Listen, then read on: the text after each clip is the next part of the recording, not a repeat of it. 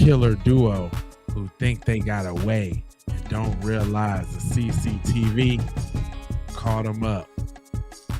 Let's go. You know what? I just want you to watch the last few moments of his life. I want you to watch it. She doesn't care, dude. Watch it. Oh, you can't handle it now? This is Simona Ramey being shown the final moments of a gruesome double homicide, one she helped set in motion. And even now, this monster thinks she can wriggle free. And I said I stopped by my friend's house to see if he would give me a ride home. Swear to God, on everything I love in this world, I'm telling you the truth. But as detectives pressure her to name her accomplices, What game are we playing here? I'm not playing no game. What is that guy's name? she'll quickly realize that it's only a matter of time before it all comes crashing down. So I think what you need to do is, for once, somewhere in your intestines somewhere, find enough love that you claim you have and stop fucking around and be honest. On January 24th, 2018, a mobile home park in Ruskin, Florida turned into the scene of a violent double homicide. Simona Ramey knocked on the door of Alexis Martinez, known around town as Flex, a local dealer she'd known for months, asking for a ride home. What Alexis didn't know was that two armed men were already waiting in the dark. One of them was Simona's on-again, off-again boyfriend, Mackenzie Lyons, who believed he could pull this off without ever being seen. Neither of them realized that the cameras they thought they turned off actually recorded everything. It was only a matter of time before one of them was brought in for questioning. And I'll just in interest of full disclosure, so that I'm on recording doing it. We met up with you at the Quality Inn, Comfort Inn over off of Pebble Beach Drive. Yes, I told you that I wanted to talk to you and I needed to interview you. You voluntarily came down. The stipulation was you wanted to bring your dog. Yes, sir. Is that correct? Yes, So I said that's fine. You can bring your dog. We came down here. We had a little bit of conversation in the car. I told you it was about Flex, but I said I don't want to talk to you in the car without the recording. Yes, sir. Am I saying anything that's No, incorrect? that is correct. Simona brought her dog for comfort. But by the end of this, she'll need a lot more than a comfort dog. She'll need an attorney that can get her out of the death penalty. And after a second detective enters the room, they get down to business because they have a lot to unpack. I advised you that I was going to talk to you about the murder of Flex. Yes. You got a little emotional in the car because you know Flex. Correct? Yes, sir. You used to live with him and you used to date his brother, Yes, correct? sir. Who is that? That is me. Okay. And who's that? That's me. Let's stand on the Because of that, you're identifying yourself there as a murder scene. I'm going to read you your rights to be sure that everything's. I'm going to jail? I didn't say that. I said I'm going to read you your rights. I do. Then do you want to talk to me? Yeah, sure. Okay, Mona, let's start with this. The photograph that you identified as you at the scene. Let's do this. Let me have you sign that for me right across the top. And sign that one for me too right across the top. And we're on recording. The reason you're signing it is you're acknowledging those are you. Yes, sir. Okay. Tell me what happens on how you end up at the scene and what time this is. To be honest with you, I didn't know what time it was. Me and my ex-boyfriend, he was living with me. We got in an argument. Well, that's before we got in a truck and we left from my house and we were gonna go to his friend over in Manatee County. We started getting in an argument in the car and I told him to shut the fuck up and to leave me alone. He turned around, he slapped me and he told me to get the fuck off the truck. I got off the truck and I started walking down a road over there, over the bridge. Now what did you say? You're talking about 41 South? Yes. The bridge across the river there? South of 674? Yes, he dropped me off right there and told me to get the fuck off the truck. I got off the truck, I had my dog, well, I had the dog, I had my purse with me, and my phone was going dead, and I was walking down that street, there were cars going by. I didn't find nobody down, I was scared to walk down that road because it's really dark and there's no light. And I went over there, turned off, and I knocked on his door, nobody answered the door, and I stood on the porch and tried to call somebody in the light because I didn't want to stand in the dark. So I tried to call somebody. Let me say this, about what time is this, do you think? Just a guess. Probably what, I say around 8, 9? Oh, that's darker than 8 or 9. That picture's definitely darker than 8 or 9. Can I see the picture? No, that's fine. If you say It was around 8 or 9 o'clock, Okay. yeah. Okay. It was. So you're on the phone around 8 or 9 o'clock on this porch. Okay. Trying to find a ride to go home, so for Okay. somebody to come get me. So what happens next? And nobody answered the door, and I stood on the porch right there. I leaned up against the step thing, leaned up again, texting somebody, trying to find out if somebody will come and pick me up, and I couldn't find a ride. So I left, and I started walking down the road, going around the curve where you come out to the racetrack. That's where I started walking to, and I called my friend, and he came and got me from halfway to the racetrack. Which friend did you call? His name's Skin. Skin? Mhm. Why did you call him before you went over there? I'm just curious. I don't know. I was trying to call her, you know. I don't know. LA. That's fine. I called everybody on my phone. Nobody would answer, and he finally answered. Okay. He was asleep, so he finally answered, and I told him what the problem was. And then Skin took you where? He took me back to my house. Okay. Well, What's your boyfriend's name? Which one? My ex or The fight. the fight also? Oh, so what else do you know is like, what his real name is? Something Leonardis. Leonardis? Yeah. Lars, okay. he drives a black SUV? Yes. Is that what he was in? Yes, sir. You were in that car with him? Yes, sir. And you're in it right before he hit you? Yes. Okay. Right He before you was walked always over there? beating on me. I was about to beat me with a belt buckle and all that. So Simona claims her boyfriend, Oso, real name Leonardis, beat her and threw her out of a car near Alexis's house, which is why she ended up on his porch. So far, she has completely left out the fact that Alexis and his girlfriend were violently assaulted right in front of her, instead claiming she simply called a friend and got a ride home. Unfortunately, that story is weaker than her cute little lapdog, because detectives are sitting on evidence that will completely disprove everything she's saying. All right. I think it's fair to say that I've been straight up front with you, have. and I've treated you very respectfully. Yes, you have. To the point that the phone calls, we wanted to do this in a different manner, and it just didn't work out that way. Your dog is here. Yes, We stopped to make sure that the dog got the chance to pee outside. I appreciate you. Would you agree that I've been respectful? Yes, you have been respectful. Then I'm going to be straightforward with you, and I'm not going to lie to you, okay? The story you've told me is not going to work, and I'm going to tell you why. Hear me out. And I'm going to give you a chance to correct it and make it the right story. Also, has been in jail since January 11th. Uh-oh. January 11th. He called you down. And he's on an ice hold. High school. His vehicle has been with him. And it's an impound. Uh-oh. So, again, being honest with you, being upfront with you. Okay. If you'd like to tell me the truth, I'm willing to listen. I was getting high, and the dude that I was with getting high with, he got mad because I wasn't getting no more dope or any money, and he told me to get off the car. And who's that dude? Some random dude, some dude that I met on the street. So you weren't with Oso? No, sir. Okay. But what about the rest of the story? Is that true? Yes, that is true. Uh-oh.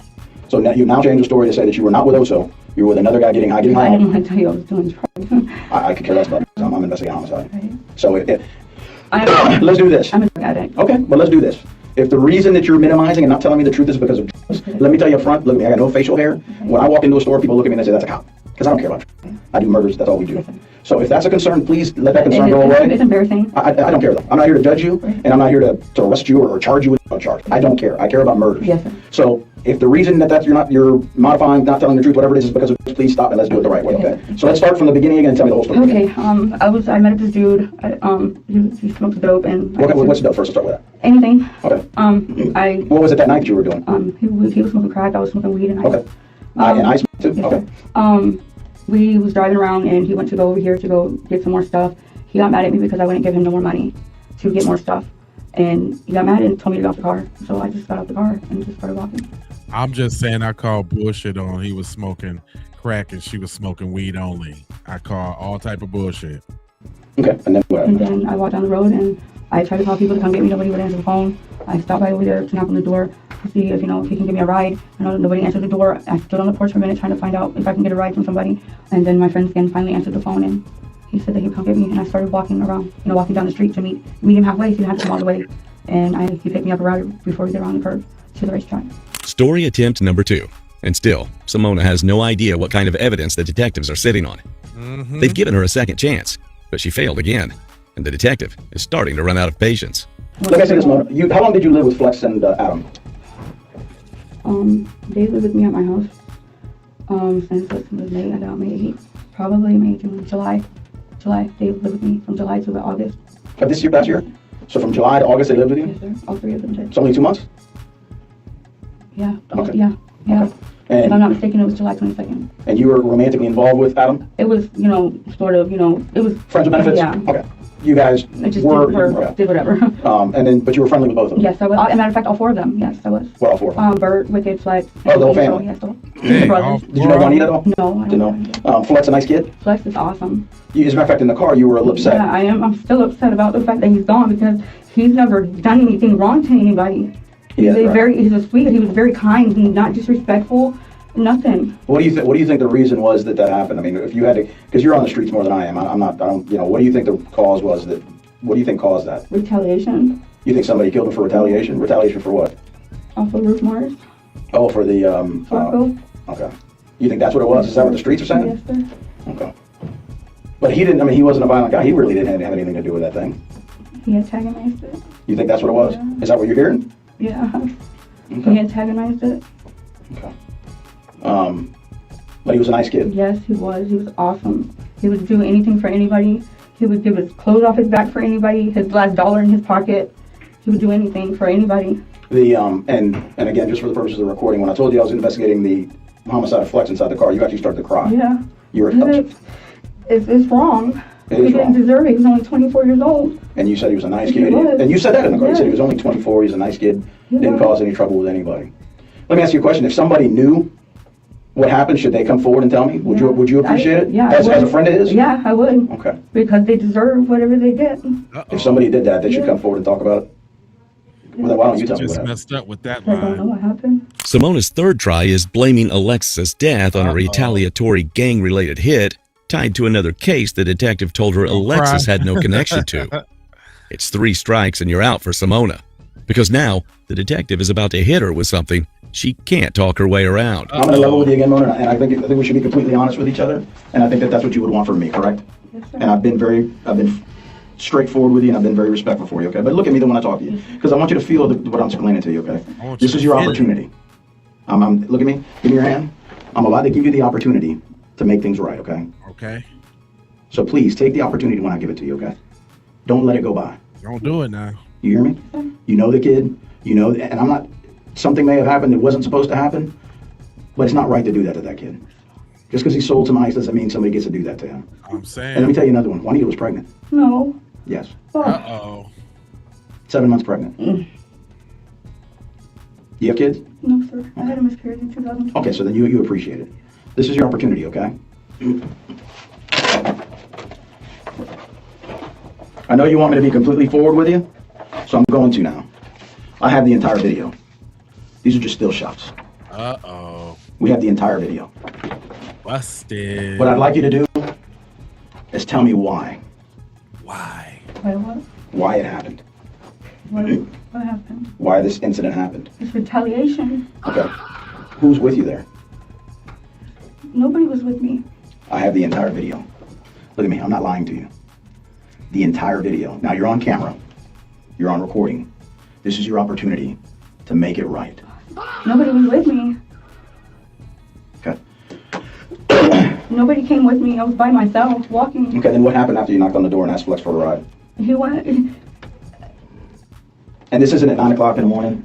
It was at I mean 9 o'clock at night. No, it's like 2 o'clock in the morning. 2 o'clock. Yes, I have the whole video. I'm not lying. Hi, I don't. Okay, I don't but I'm know. telling you, it's at 2 o'clock in the morning. I don't know. You knock on the door, you tell Flex they dropped you off, and you're calling Donna, and then you ask Flex for a ride, and he's talking to you, and he tells you to give him a minute. Tell me the rest of it. And here's what I'm not going to do, Mona. I'm not going to tell you everything I know so that you can give me bits and pieces. Listen. I'm going to tell you just that little bit alone, and I'm going to hope with this camera in front of you, after you said that he's such a friend and he's such a nice kid and you got emotional, that your honest side is going to tell me a story about why this happened. It's retaliation from Okay, people. who was there with you then? Nobody was with me. They were with you because they're handing you stuff. Handing me stuff. I need my lawyer, please. Alexis and his girlfriend Juanita were expecting, a fact that makes what happened even more tragic and infuriating. By having Simona identify herself in the first photo he showed her at the beginning of the interrogation, the detective trapped her in her own web of lies. Uh-oh. Now, she's forced to confront the hard reality that the entire night was caught on camera. And it was a horrific sight. But it's not just video the detectives have, there's audio too. And that audio is just as damning. After asking for a lawyer, Simona had a change of heart and decided to continue talking to the detectives. She kept her poor dog in the room, but she should have had a lawyer in there instead. Because now they needed to know 3 things: who she was with, why this happened, and what her role was. And the detectives were done playing games. At that point, I told you that I had the entire video, which shows you going and knocking on the door, and you actually spoke to Flex, asked him for a ride, and that there were 2 other people with you, and I want to know who they were. We kind of went back and forth. You were saying you were alone, and then you said you wanted an attorney, and at that point I said, okay, I ended the interview, and I told you to take out your stuff that you were going to be placed on the arrest for the murder. Is that correct? Yes. At that moment, you got a little excited. You said you wanted to talk, and you'll tell me who it was that did it, and you wanted to talk to me. Is that correct? Then I made sure that we were on camera, and you were telling me clearly on camera that you wanted to talk to me, and I made it clear to you, you do not have to talk to me. And I'm saying it again now. You do not have to talk to me. Yes, sir. Okay. I put you in a holding cell. Nobody has spoken to you since. And I brought you out of the holding cell. Before I brought you out, I said, do you still want to talk to me? You said yes. And we've now read your rights again, so your rights are in effect. I'd like to know what happened. I knocked on the door, and when I did get dropped off from the guy that we were smoking in the car, that is true. Okay? And I was walking down the road, and I knew Flex would hopefully take me home, so I stopped by there and I knocked on the door. But I was by myself when I got off the car. Okay. And I walked up there and knocked on the door. At first he didn't answer, so I knocked harder. And he came to the door and I said, hey, it's Mona. And he goes, damn, why are you knocking on the door like you're the police? I'm like, I'm sorry. And I was like, I just got thrown, you know, off the car. Told me to get off the car. So I'm stranded. Can you give me a ride? And he said, give me a minute. He walked back inside, and I was still standing on the porch, and I was texting on the phone to try to find me a ride, just in case, you know, he came, couldn't say he couldn't take me. And I was standing there, and then he come outside, and two people come running up behind me while I was standing on the step, and they just started screaming, and I walked off. I ran. I started to walk out of the yard, but the other guy came back and got me.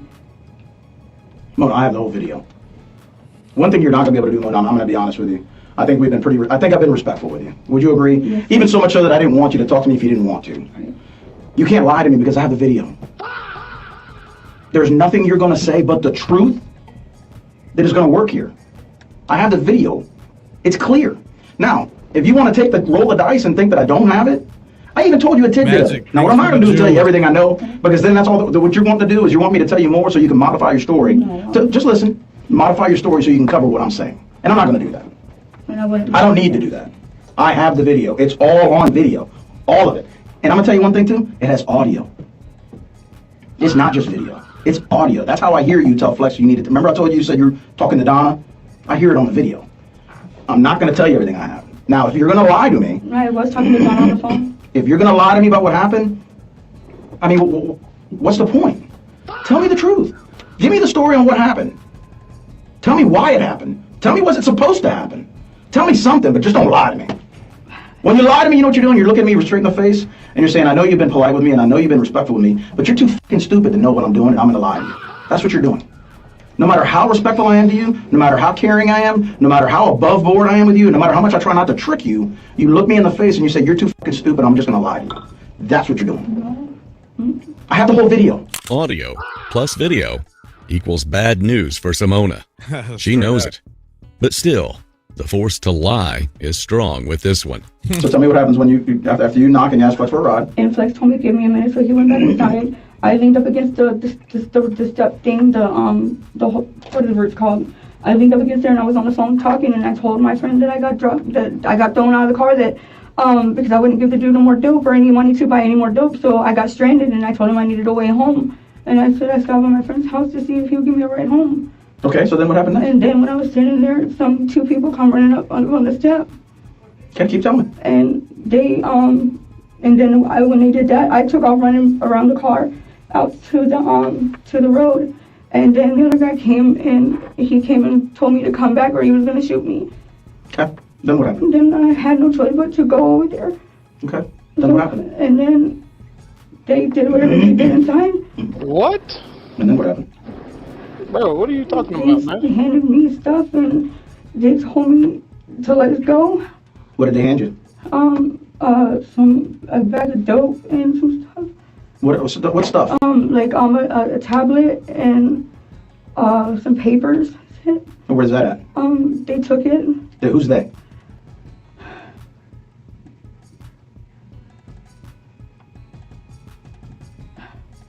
I don't know the other guy's name. What? I don't know their names. Bro, what Yeah, are you you do. talking about, man? You're talking to them.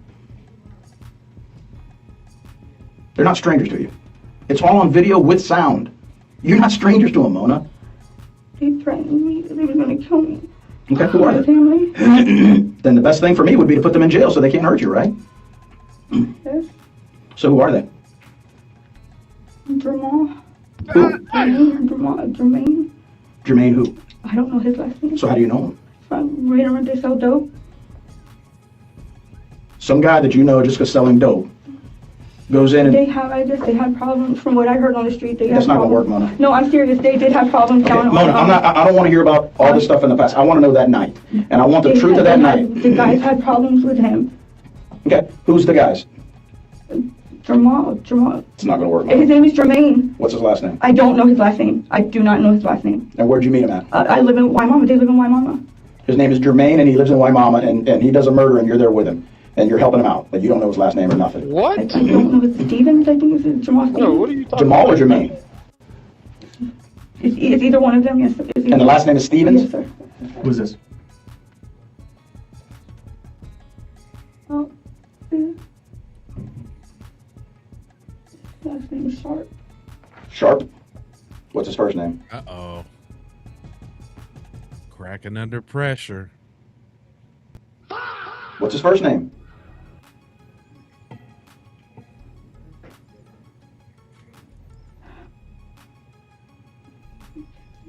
Mackenzie Sharp.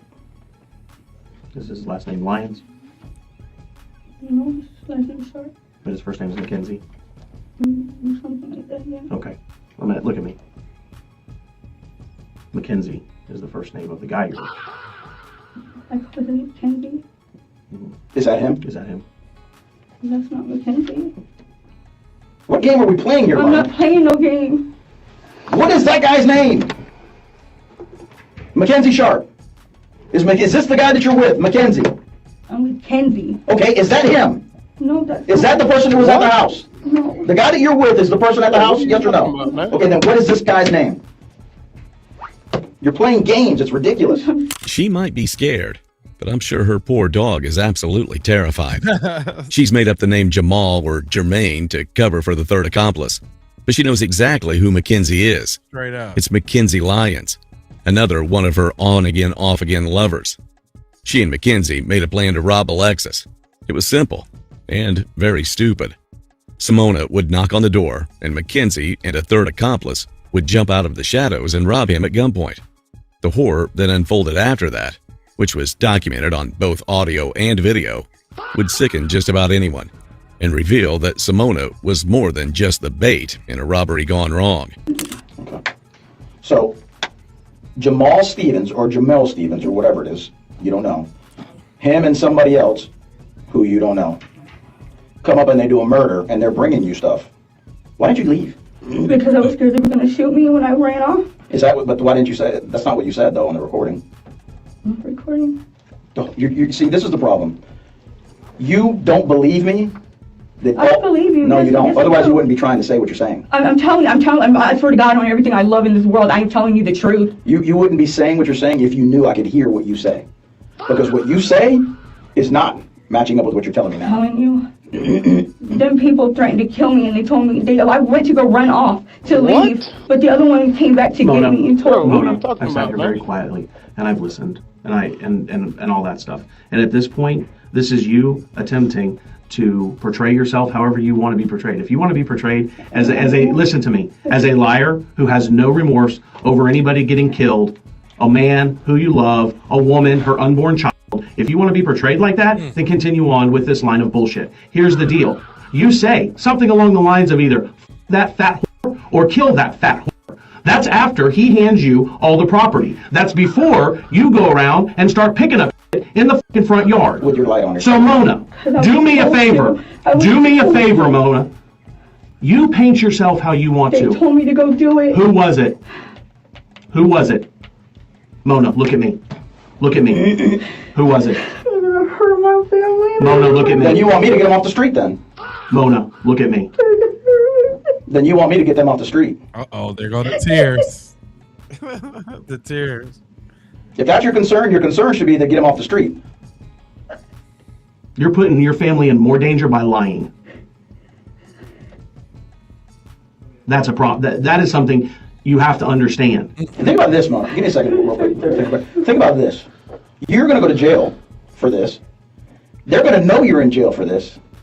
And they're going to constantly think, is she going to talk? But yet they're out there. But you're worried about your family. But you won't let me take them in the custody. Then I'm gonna go to jail too. Because I did what they said they didn't want to hurt me. Okay, well, that's something that you're going to have to deal with later. But the reality is, you help these guys. But I had no choice. Who was it? Not only did Simona plan this robbery with Mackenzie, she also implored him to take the life of Alexis's pregnant girlfriend, Juanita. Oh. It's a truly sickening level of deprivation. But detectives still haven't got a straight answer about her accomplices or about why it happened. I'm going to be charged with something that You absolutely are. I had no choice but to stand You're going to there. have to argue that another point. And one of the things that can help you argue that is by helping us get the killers. How about that concept? If you had no choice in it and you were a victim too, then tell me who the hell it is. Name's Terrence Sharp. Terrence Sharp. Sharp with an E at the end or no E? There's an E at the end? And who's the other guy? Jamal Stevens. Does Mackenzie know these guys? Are they friends of Mackenzie's? Is that why you're scared? I don't know if they were friends of Mackenzie's. Your old man's letting you hang out with two guys that you don't know? I wasn't hanging out with them. I know. You left with them? Got in the car with them? Where'd they take you when you left? Told me over there down the road, and they pointed guns at me and told me that if I said it. Down the road? What is down the road? Over there towards Fort Lonesome by the graveyard. They took you over there and dropped you off there. And who picked you up? I walked back. They took my phone. You have your phones here? My mom's phone. You have two phones here. This is his phone. That's his phone. Because I took it. How in the hell did you get his phone? It was in the car. God, Mona, do you realize the way you're It was in the car, and I took it.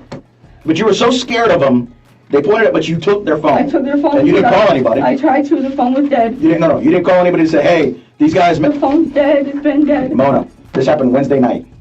You didn't call anybody to say, "Hey, these guys held me at gunpoint. They killed my friend.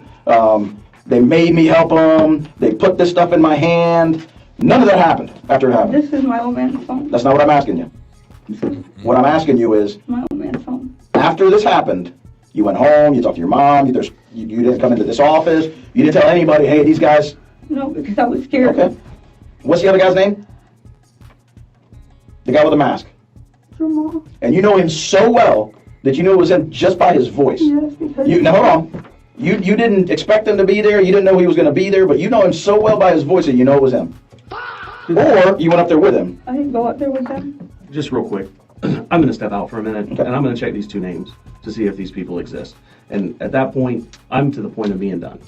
Here it is, This is the deal. Listen, look at me. I want you to look at me. I've worked too hard. Look at me.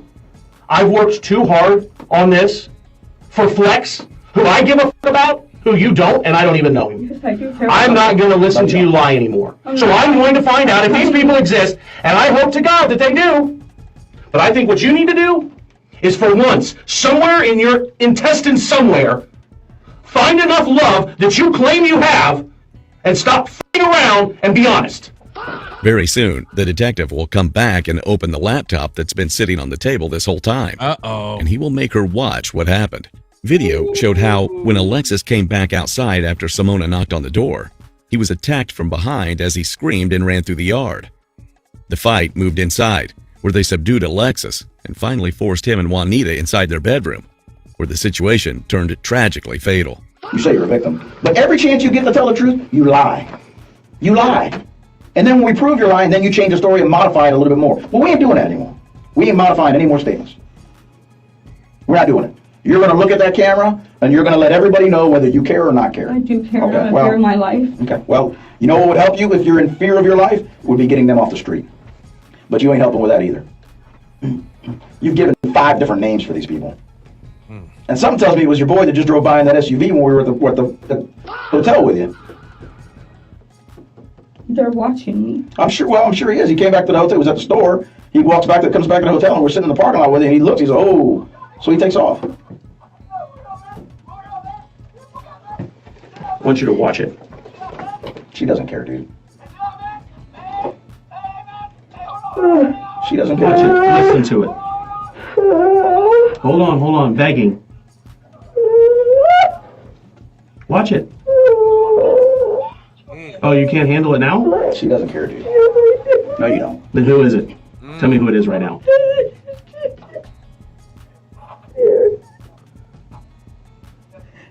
It's Jamal.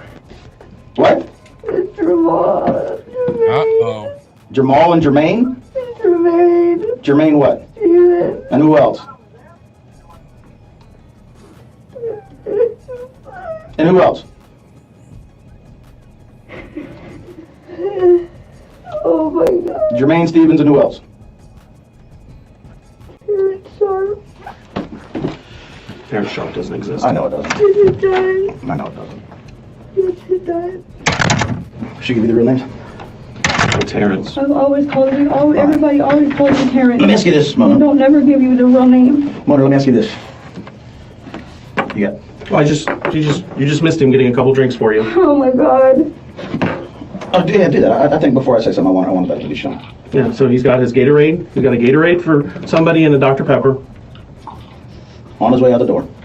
And then we'll just for the, you know what? I just want you to watch. the last few moments of his life. Damn.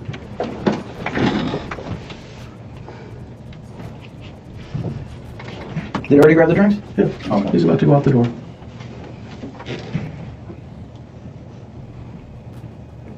Long hair, camos. Well, he always wore camos, right? He loved camos. And he loved his hair, too. Yeah, I braided it for him. Did you? You braided his hair? But then you let someone just kill him and you don't care to tell the truth. No, you're not. Let me ask you this, Right Mother. on, I've always called. Let me ask you this, Mother. What's going to happen? What's going to happen when you're in jail for this, and Wicked and all the brothers get out and they know that you're in jail for this, and you're not helping, and you're not giving out any information on who it was? Oh, that's so low. Think about that angle. Think about that angle, and this is your last opportunity, and I'm done. I just want you to know I'm done. Write down their names, and this is it. Write down their names. Write down their names. Terrence Sharp. Write down their names, and this is it. As you watch. You can stop it. Here's your last chance. Write down those names, please. And we're going to end this interview. Oh. She's in. Uh-oh, she broke. This is your last opportunity. It's over. How do you spell Jamal? How do you spell Jamal? J-R, I don't know how to say Is it Jamal or Jamal? Jamal. Jamal, I think. Jamal. Jamal? That's what it sounds like to me. Jamal.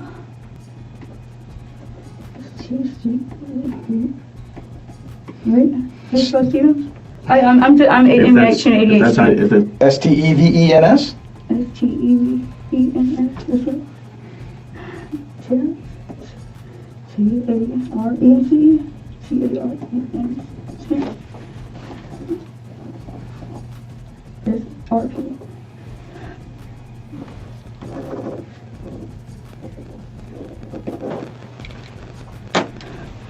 I think we're done.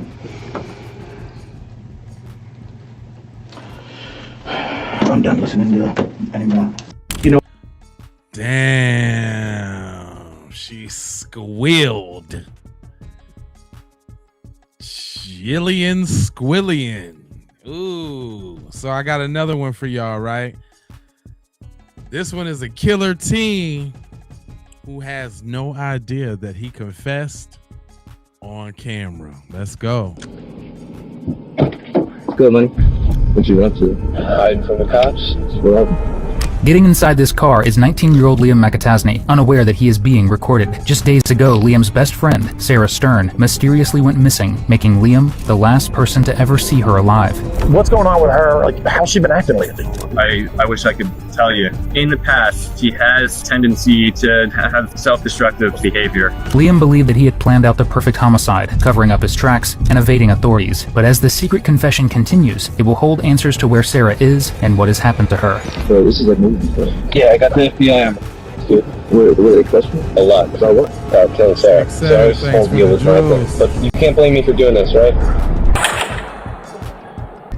It was a cold night on December 2nd, 2016, when police in Neptune City, New Jersey, received a 911 call. It wasn't as panicked as many of the ones they receive, but upon hearing it, they knew it was going to unfold into something that would change dozens of lives forever.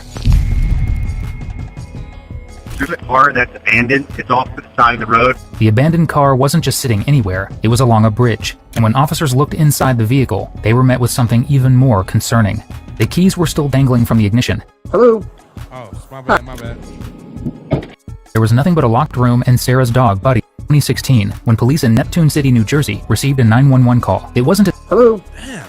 Hi, are you Jamie? My fault. Damn. Hello? That's so funny. It was a cold night on December 2nd, 2016, when police in Neptune City, New Jersey, received a 911 call. It wasn't as panicked as many of the ones they receive, but upon hearing it, they knew it was going to unfold into something that would change dozens of lives forever. There's a car that's abandoned. It's off to the side of the road. The abandoned car wasn't just sitting anywhere, it was along a bridge. And when officers looked inside the vehicle, they were met with something even more concerning. The keys were still dangling from the ignition, and the car was in working order. Whoever abandoned it chose to do so, and the car's placement on a bridge painted a disheartening picture as to why. Desperate to find out if they needed to be searching the frigid river, police traced the car and determined that it was registered to a man named Michael Stern. Police raced to Michael's home, which he shared with his mother, as well as his 19-year-old daughter, Sarah. Pronounce yourself real well. That's insane place! Hello? Hello? That's insane place! Hello? Police department. That door's locked. That's not good.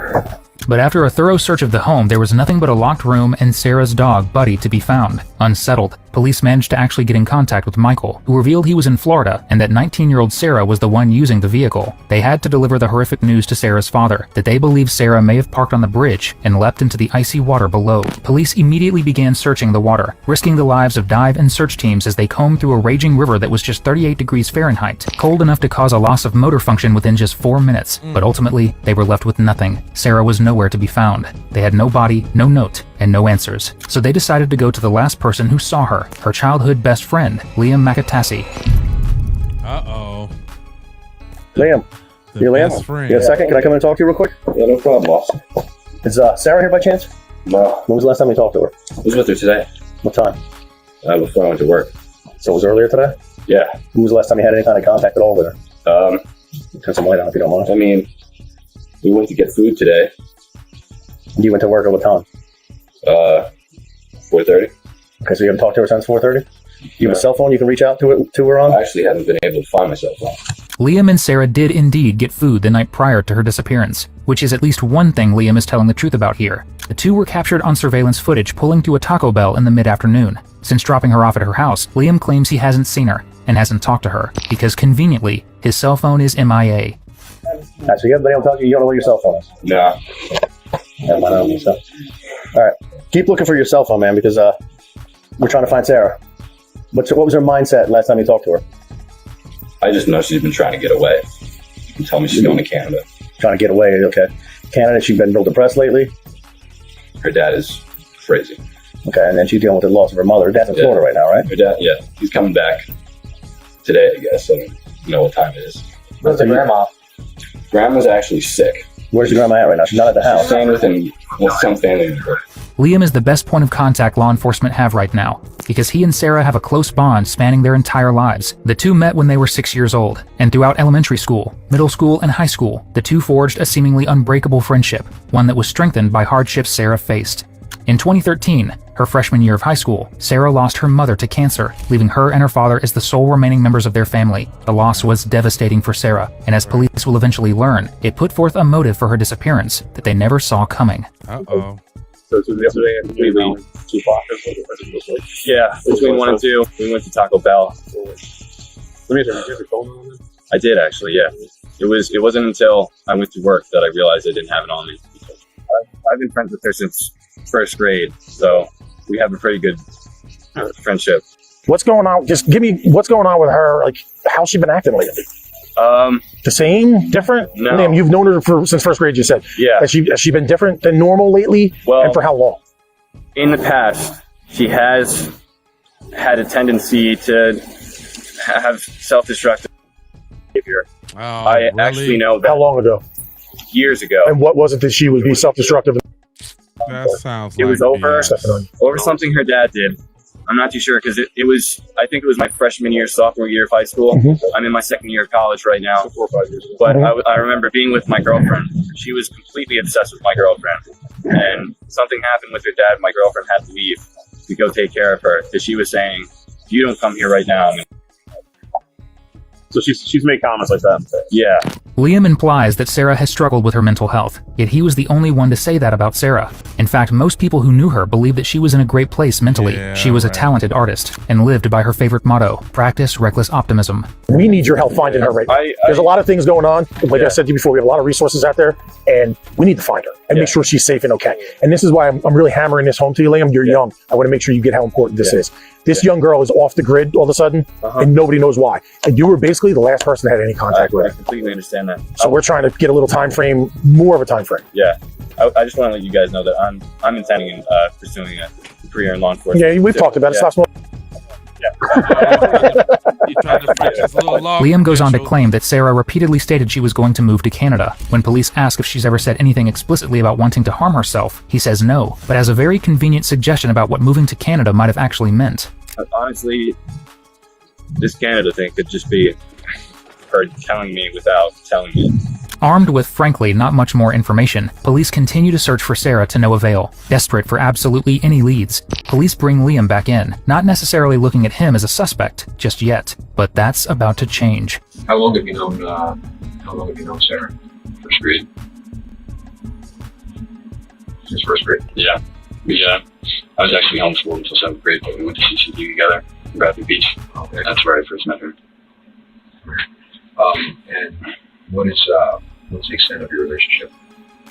I would say we're pretty close friends. Never or anything like that? No, nothing like that. Okay. Do you know her ever to date anybody before? No, actually. It's weird. She just seems really immature. She's not interested in that kind of stuff. She's more interested in playing video games or something like that. I don't know. Does she talk about guys? No, she actually gets grossed out. She doesn't. Most of her girlfriends have kind of left her over the years. After everything she went through with her mom, she's continued to go through with her dad, and it's just been kind of like boys hanging out with her. And if we were to bring up anything about it, she's always grossed out. When you say grossed out, what do you mean? Like repulsed. Like, oh, don't say that. Oh, it's gross.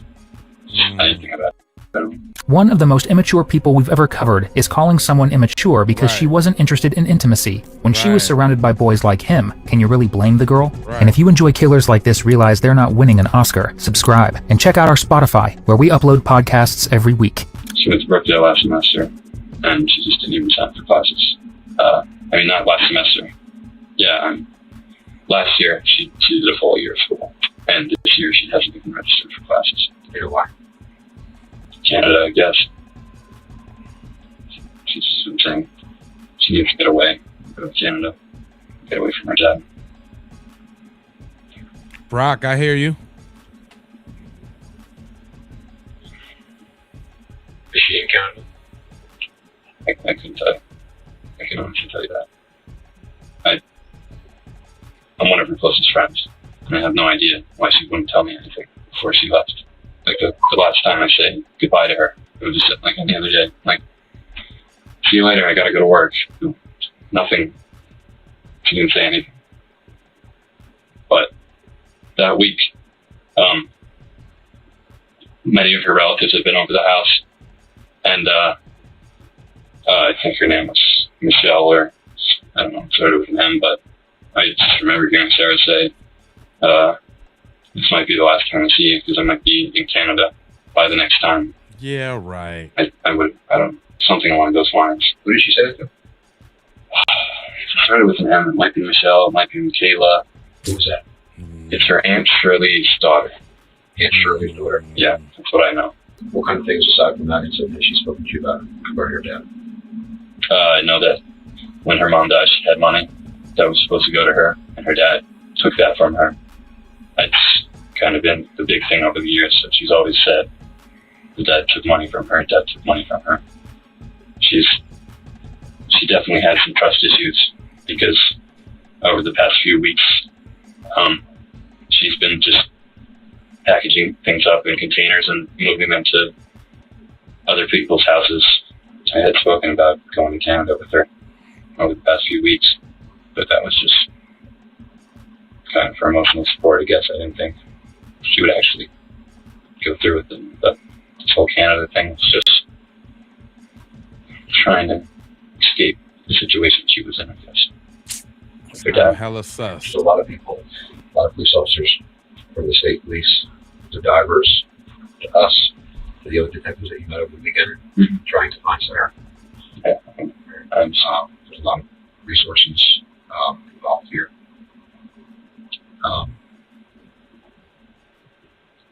I want you to make sure that I want to give you the opportunity, okay? Yeah. To be ahead of all this. Mm-hmm. If she provided you with information, if she told you something, if she told you that she was going somewhere, if she told you that she was going to do something, you need to tell us. Yeah. Okay. I completely understand. I understand that you're very close friends with her, and she confided in you a lot. None of that matters now. Mm-hmm. Okay, because all of this, what we're doing is is only going to escalate at this point. Yeah. Okay. So I want you to think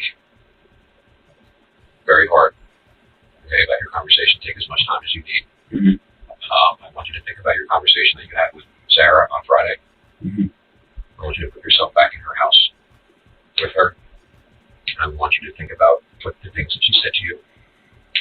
Okay? Mm-hmm. One thing I want to talk to you guys about was if she did jump off the bridge, what are the odds that she's not somewhere all the way out in the ocean by now? What? And did she tell you she was going to jump off the bridge? No. Well, how do you know? If she had told me that she was going to jump off the bridge, there would have been no way that I could have gone to work that night. I went to work and I had one of the best nights of my life. I made a bunch of money. All my tables were good. I had a great time. It definitely, I would not have been able to do that if I knew something. He has just slipped up even more than he can possibly What the realize, hell is because he at this point, talking about? police suspect that his asking if her body is all the way in the ocean by now isn't because he's concerned she's dead, but because he's concerned about her body being discovered, and evidence linking him to it. Little does he know, there's more evidence where that came from. Uh-oh. After going to Taco Bell, Liam and Sarah were caught on security footage going to a bank. At this point, police know intercourse and unrequited love likely weren't the motive for Sarah's potential murder. But money? Well, there's a secret about money that Liam has been harboring. You haven't told us about the bank. Yeah. How come you haven't told us about the bank? Well, I told him about the bank, but did you go to the bank? I was with her. Okay. It's the way back from Taco Bell. What bank did you go to? It's in Bradley Beach, called Carney. Okay. And what did you do at the bank? No idea. I didn't go in. Stay in the car? Yeah. Why didn't you stop at the bank? What did she tell you she would stop at the bank? Something to do for money. I don't know. She did found money in Avalon House a few months ago. And she has a lockbox full of money in there. I don't know. She was taking money out, putting money in there. A lockbox full of money where? In Carney Bank. How do you know? She's told me. What did she tell you about that? It's just that that's where her money is. Whose money did she find? She said that it must have belonged to her mother, which he thought was her mom left it for her, hid it in the house. So if her dad were to take her money, she would still have money left for her by her mom. That's how much money? I couldn't tell you. She never told me. She said it could be. She told me a range. She said it could be. You just lied. 20 grand to 100 grand. She wasn't sure. Oh, you she wasn't just sure how lied. much money she found? Yeah. Oh, does that make sense? It was over the money. Sure how much money you found? Well, she told me the condition of the money was pretty bad. Like it was all stuck together. Well, it was old bills. But she, So I that thought she could have didn't been tell you a about the reason for money, not though. knowing. You just lied. You know, some of it was destroyed or in water tank, I'm sure. Whatever could happen over the years. She told you she didn't know how much it was? Yeah. Did you ever see it? No. If I did see any money, it was in the case that was in the papers. I mean, the safe that was in the Draper's house. There were some old dollars and coins, and I believe there was birth certificates and stuff. Basically, you telling But we them found that out recently. you knew she had some money and you got her for She it. had asked me to help her go through her attic, try to get some of her mom's stuff out. That's when we found that safe. Did she give you any of the money? No. Sarah's mother died in 2013, leaving her with an inheritance that she had told her friends about. Dun, William dun, believed that the dun. inheritance was somewhere around $100,000, which is a motive if I've ever heard one. Yep. However, he soon discovered that the inheritance he was willing to kill for wasn't all it was cracked up to be. At any point were you in Sarah's backyard? Yeah. That day, what were you doing back there? I actually left and went out the back way. Why? Her front door's broken. What's wrong with the front door? The deadlock actually doesn't lock, and they just always have problems with the front door. And now they don't even have a key, so I just went right out the back door. Oh, easy access. We went to the front door. There's no problem. So I don't know. I thought there was a problem. She called your number from her house line a couple times. My cell phone number? Why was she doing that? Why? It would be during a time that you were there at the house. While I was at the house? Well, what time would that be at? Because in the afternoon or right around the time that you left to go to work. Did you tell her that you lost your phone? I didn't even know that I lost my phone. Well, when you went to work? No, because there was no way I could have communicated with him. Do you know her house number? No. No idea. You understand the importance of telling us everything and anything that Sarah shared with you on Friday and any time before that, right? Yeah. That's why I'm trying to tell you about my ex-girlfriend, stuff that would normally just be nothing. I just want to make sure you guys know everything. Just when police are beginning to corner Liam for his lack of emotion, lying by omission, and the fact that his story isn't lining up, his mom and dad both come to save the day. Your mom contacted an attorney on your behalf, and your dad contacted an attorney on your behalf. There you so go. There's now two attorneys that are expressing an interest to represent you. We're not going to talk to you any further today. We do appreciate you coming down. Yeah. If you hang tight here, I think your dad, maybe one of the attorneys, I don't know, would want to talk to you. Oh. So kind of just, if you don't mind. Yeah. You don't have to, but we're done. They talking got to you at this all point, they need. today, so we You're appreciate cooked, it. Okay? buddy. All right, thanks. Thank you. No problem. All right, thank you again. It's just about 4:55. We'll bring him right in. Okay. Thank you. You're cooked, sir. Liam's lawyered up at just the right time, and unfortunately, the search for Sarah's body was suspended after days of looking with no results. It seems like police are at a dead end, but fortunately, they're far from it, because quickly they bring in Liam's roommate, Preston Taylor, to see if he can corroborate Liam's timeline. What time did Liam get back home? He wasn't back from work until like 11, 12. Between 11 and 12? Yeah. You got home? Okay. Do you remember what you were doing when he came home? That's his no judgment. That's when he came home? Yeah. Do you play Xbox for hours? Yeah. Okay. Does he normally get home that time, or? I don't know. We're just moving into the place, so we're just getting used to him, like, when his work schedule and everything. Okay. At least, like, that's what we get. Okay. And what makes you think between 11 and 12 versus 12 and 1 or 10 and 11? Like, how do you know, like, between 11 and 12 he came home? It was definitely before midnight. I remember the clock saying, like, at least 11 o'clock, somewhere around 11. Yeah. If I said, no, he got home at 9 o'clock, would you think that would be wrong? How about 10 o'clock? You think 10 o'clock is wrong also, or? Not as wrong as 9. So, you guys go to bed, and what happened to you? Indeed. Well, the next thing I know, 4 in the morning, the police came pounding on the door. And I asked him a couple of questions. Wait, did you get up when you heard the door knock? I didn't even hear it. He just came in, woke me up like 5 minutes after everyone left. What do you say? It's like, dude, the police were just here. It's like, about what? And it's like, just asking a bunch of questions about Sarah. So, then, next morning, we got the news from his mom. So you're fast asleep at this point? Yeah. And he comes into your room? Yeah. How does he wake you up? He just opened the door and hit that. I woke up. Okay. And you were looking at him like, what are you doing? Yeah. So, what? I'm sleeping. Liam goes to work and you're at home. You're playing Xbox or you're taking a nap or whatever you're doing. Does Liam come home at any point? Yeah, there were 2 times he like ran home and sleep, like on his phone. He was trying to look for you. Okay. And then both times he was trying to get back. So he came back home twice? Yeah. With the first phone? How long did he stay each time? Not long, 2-3 minutes. It's like, all right, that's work. Turned off. Did he tell you where he thought he may have lost it? Did you go anywhere with him looking for the phone? No. I looked like around the house, like in the driveway in the front yard. That was it. The timeline doesn't match. Liam claims to have been home at 10, but his roommate Preston didn't get the memo. And surprisingly, he too has a close connection to Sarah. The three were all close friends, and Preston even took Sarah to prom their junior year, which means you would think that Preston would be concerned about her disappearance. Instead, he seems mostly concerned about saving his own butt. I'm sure you had a million questions about what happened.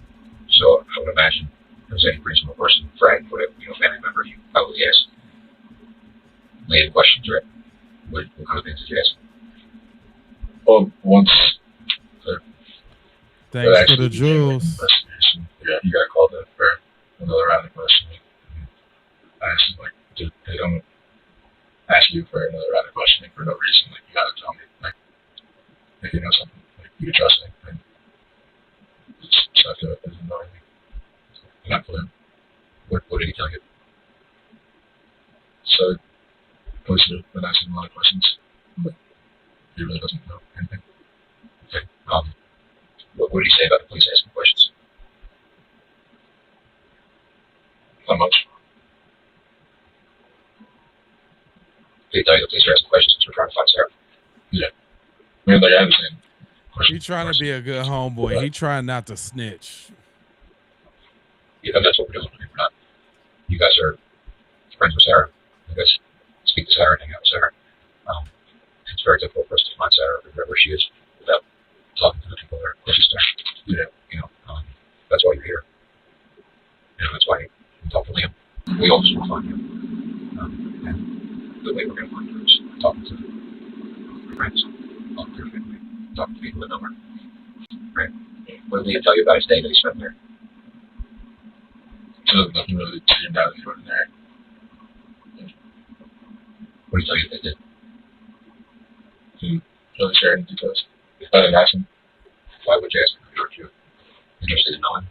I know you were at work, you worked with her. But it's just reasonable to think, like, dude, she's missing. What did you guys do? Where did you guys go? What did she say to you? It doesn't seem just like. I was just asking if she, like, seems to be, like, acting different at all. Okay. And said that it really wasn't anything about it. It seems suspicious. How did you find out that he was with her? He mentioned it later on.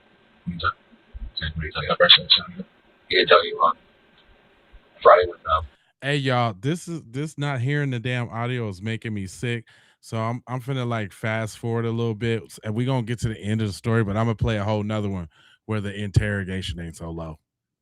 A friend of Liam and Preston, Anthony Curry, steps forward and tells police a shocking piece of information. Just a week before Sarah's disappearance, Liam spoke to him about a film idea. The idea? A horror movie that involved a character named Sarah being strangled and then thrown off of a bridge by two men. Sound familiar? A few weeks after Sarah disappeared, Liam seemed to realize his mistake and began reaching out to Anthony, asking to meet in person. Unlike Liam and Preston though, Anthony has a conscience. He went to the police, giving them the information, and they came to him with a proposition. Would he be willing to set up a secret camera in his car during his meeting with Liam? Bravely, Anthony agreed, and what unfolded was truly shocking. Oh, he wore a wire? What you want to? Hide from the cops? What happened? Dude, you can't blame me for doing this, right? I gotta feel you up real quick, right? You good? No disrespect. I'll show you. No disrespect, okay? Nothing. Yeah, I got the FBI. Dude. What are they questioning? Oh yeah, a lot. About what? About killing Sarah. They've been, they were up. First it was just normal police. They were on my... I had to go in and get interrogated by them multiple times, but then it kept moving up levels, and now it's a federal case. They've got the FBI. So you've been laying low, I guess? Oh, yeah. And that's not even the worst part. The worst part of it is I thought I was walking out 50 grand, 100 grand in my pocket. She had one safe, and she took money out, and she only had 10 grand. Wow. And this money, I don't know if it was burnt or something. It's old money, terrible quality. I don't even know if I can put any of it in. Right, because it probably look sketchy, right? It looks sketchy, and it'll look like it's Sarah's money, especially if it's a federal investigation. Right. If they're looking for the guy who has old money. Right, because it's probably like the old dollar bills and shit. It's not like the new shit, because the $100 bills are changed now. Exactly. No, it's from the 80s, dude. It's old. And then... What, she found it in her house or something? Huh? She found it in her house? Yeah. Spent a lot of money. And I didn't even get a quarter of it. Wow. So you only got like, what, 7 grand? Somewhere around there. And you spent it all? No, I haven't even tried to do anything with it because it's in such bad shape. Yeah, you can't use it. Like, I need to play low and then maybe like take some shit up and see if I can put it in the bank. So what, do you have it hidden? Wow. Yeah. Where'd you hide it? Look. First it was in my house for a long time, but then I stopped trusting Preston. Did you end up like helping me? Oh yeah. Liam and Preston both walked away with just under $10,000, most of which couldn't be used due to the fact that they were damaged old bills, which means ultimately, for a few $1,000s, they killed a close friend who trusted them, who had her whole life ahead of her, and Liam chats about it like he's describing a movie where he's the lead star. Meanwhile, her dad later stated, "I was devastated and numb from shock the day I learned from detectives that Sarah was murdered. I've had horrific dreams and nightmares. The hard act of what happened to her, he haunts me every day. I will never be able to hug Sarah again." Dude, tonight we just tried to rob a drug dealer together. We just drove down to, was that what you were in Stockton? Yeah, we were down there. We were gonna steal this safe. And we get to the house, and he moved. He's not. We're gonna go back down tomorrow night and try again. You know, isn't where he lives at? Yeah, we found it tonight. There was just people there. There's a higher chance that there's not gonna be people there tomorrow night. Start with that, bro. Yeah, this Don't is do shit. This I mean, is- you're already saying the cops are on. So you this is Preston's thing this time. Sarah's whole deal was my thing, but I had planned Sarah's situation for me to be interrogated by cops. Like that was whole part of my plan to make me look not guilty. Like, what did you end up throwing off? You didn't hear about it? It was all over the news. Right, but I didn't know if you like went through. Yeah, and the worst part is, we threw her off the bridge, and the never showed up. Bro, this is. Yeah, Wow. and dude, all right, so I'm hanging out with her. She has. We went to the bank. She took some money out, not all of her money. We're counting This it out, dude's and a then straight demon. she goes to walk out the front door. I out, drag her. My biggest problem was the dog, and her dog laid there and watched as I her. Didn't do anything. Her dog. What kind of dog? Yeah, what kind of dog is that? It's like some. Was it a big It dog? looks like a beagle, but it's like the size of a Great Dane. Jeez. Nobody was there? No, nobody was there. Even her dad wasn't there. He was in Florida. They having a casual conversation like this ain't the first time he done that. That's the other thing that's real disturbing. Yeah, you said that he was. Yeah. So I have to leave. I have my phone at Sarah's house. My phone was at Sarah's house. Like, Wait, you left your phone? yeah, I lost it. I couldn't find it. I had to go to work. I had timed everything out so that, Why you take your phone? You should have left it. dude, What were you doing? I couldn't find it, dude. It ended up being out in the driveway. Oh, we must have dropped that. I must have dropped it when I was crawling to get in the car.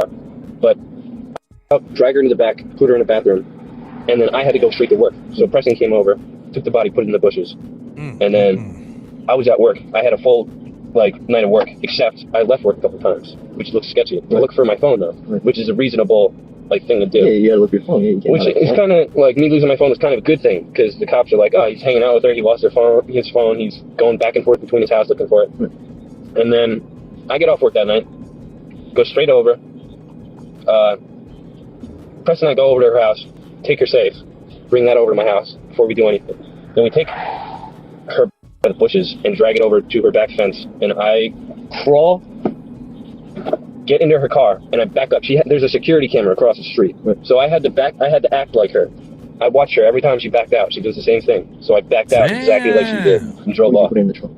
No, I put her in the passenger seat of her own car, and then Preston and I had these walkie-talkies to communicate with. He's a dummy too, man. If you do a caper like that, the last thing you do is tell anybody. You're supposed to take that to your grave. He's an idiot. And so much for friends. Jeez Louise. I mean, he got the Geek Squad in his car. What the hell is going on? He got an HBO movie going on right now. This is Taxi Cab Confessions. We just used them again. So I was driving, and I had her buckled in the passenger seat. So she looks like she's just sleeping. She's just sitting up. And my plan was, for me, I underestimated my own strength and how much it weighed. Because It's limp weight. yeah, I got up on top of the bridge to throw her off. My plan was I was going to throw her off, run over, jump over the divider, and get into Preston's car. And I go up, open the door, unhook her, pull her out, start dragging her to throw her over, and then cars start coming up. I see headlights coming. I try to get her over, and I can't. And 3 cars go by. Oh, man. My shit, because that easily could have been a cop. Yeah. And then I mean, the police station's right there. yeah. And then Preston comes over the bridge, goes around, makes a U-turn, comes up behind me. The 2 of us start over, and then we're out. Ultimately, it was Liam who sealed his own fate. With his egotistical admission, immediately after reviewing the footage, police arrested Liam and Preston. Preston took a plea deal for helping dispose of Sarah's remains. At trial, he testified against Liam, securing himself just 18 years behind bars. Liam, however, let his ego get the best of him again. He refused to plead guilty and went to trial, testifying that he had nothing to do with Sarah's death. Ultimately, the jury saw through him. He was found guilty of felony murder, robbery, and hindering apprehension/evidence tampering. He was found guilty and sentenced to life in prison, plus an additional 10 years.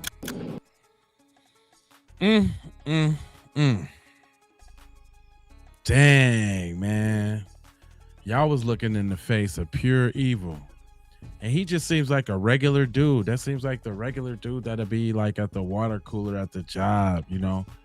The regular dude you'll talk crypto with, or, you know what I'm saying? The regular dude that likes You know, GTA 5. Man, he is wild. Talk about I threw the chick off. And then he's talking to his homeboy like that's just regular talk. How many essays or grapes or what he done something. Good thing he won't be able to do nothing no more. Jeez Louise. Sheesh. Yeah, high functioning psychopath. Like this dude seems like he was normal. Like just normal. Nah, he got life. His other brother, his friends got 18 years because he probably tricked on him and got a better deal or something for like disposing of the body or something like that. Because that's what he did. Because he didn't actually take her out. Well, man, I usually just do 2 stories and out, man. Y'all want me to run another one, man? Hit me with some super chats. Hit me with some jewels or something, man. Because I do got 2 more stories lined up. But this is the usual program. We go over 2 cases. I call it the gruesome twosome. And then was definitely gruesome. Actually, which one was more gruesome? If y'all been watching since the beginning, which one was more gruesome? Story 1 or story 2? That's what I want to know. Which one was more gruesome? Story 1 or story 2?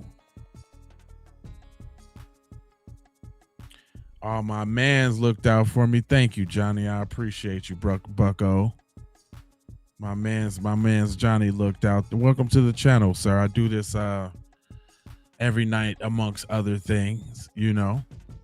Oh, that's right. My man JP looked out. I appreciate you there, broski woski. You said I think number 2. Nikki in the place to be. Thank you for the star, honey. Yeah. I call it the gruesome twosome. You know what I'm saying? That's my usual program at night. Yeah, the two story. Yeah, he was diabolical. He was JP, thank you, brother. I appreciate you now. The boy was diabolical. He was just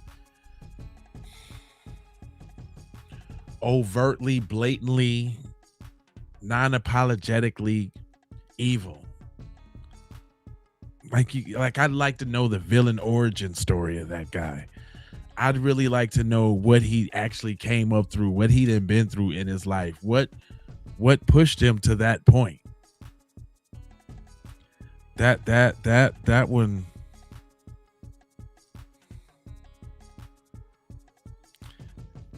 Crazy.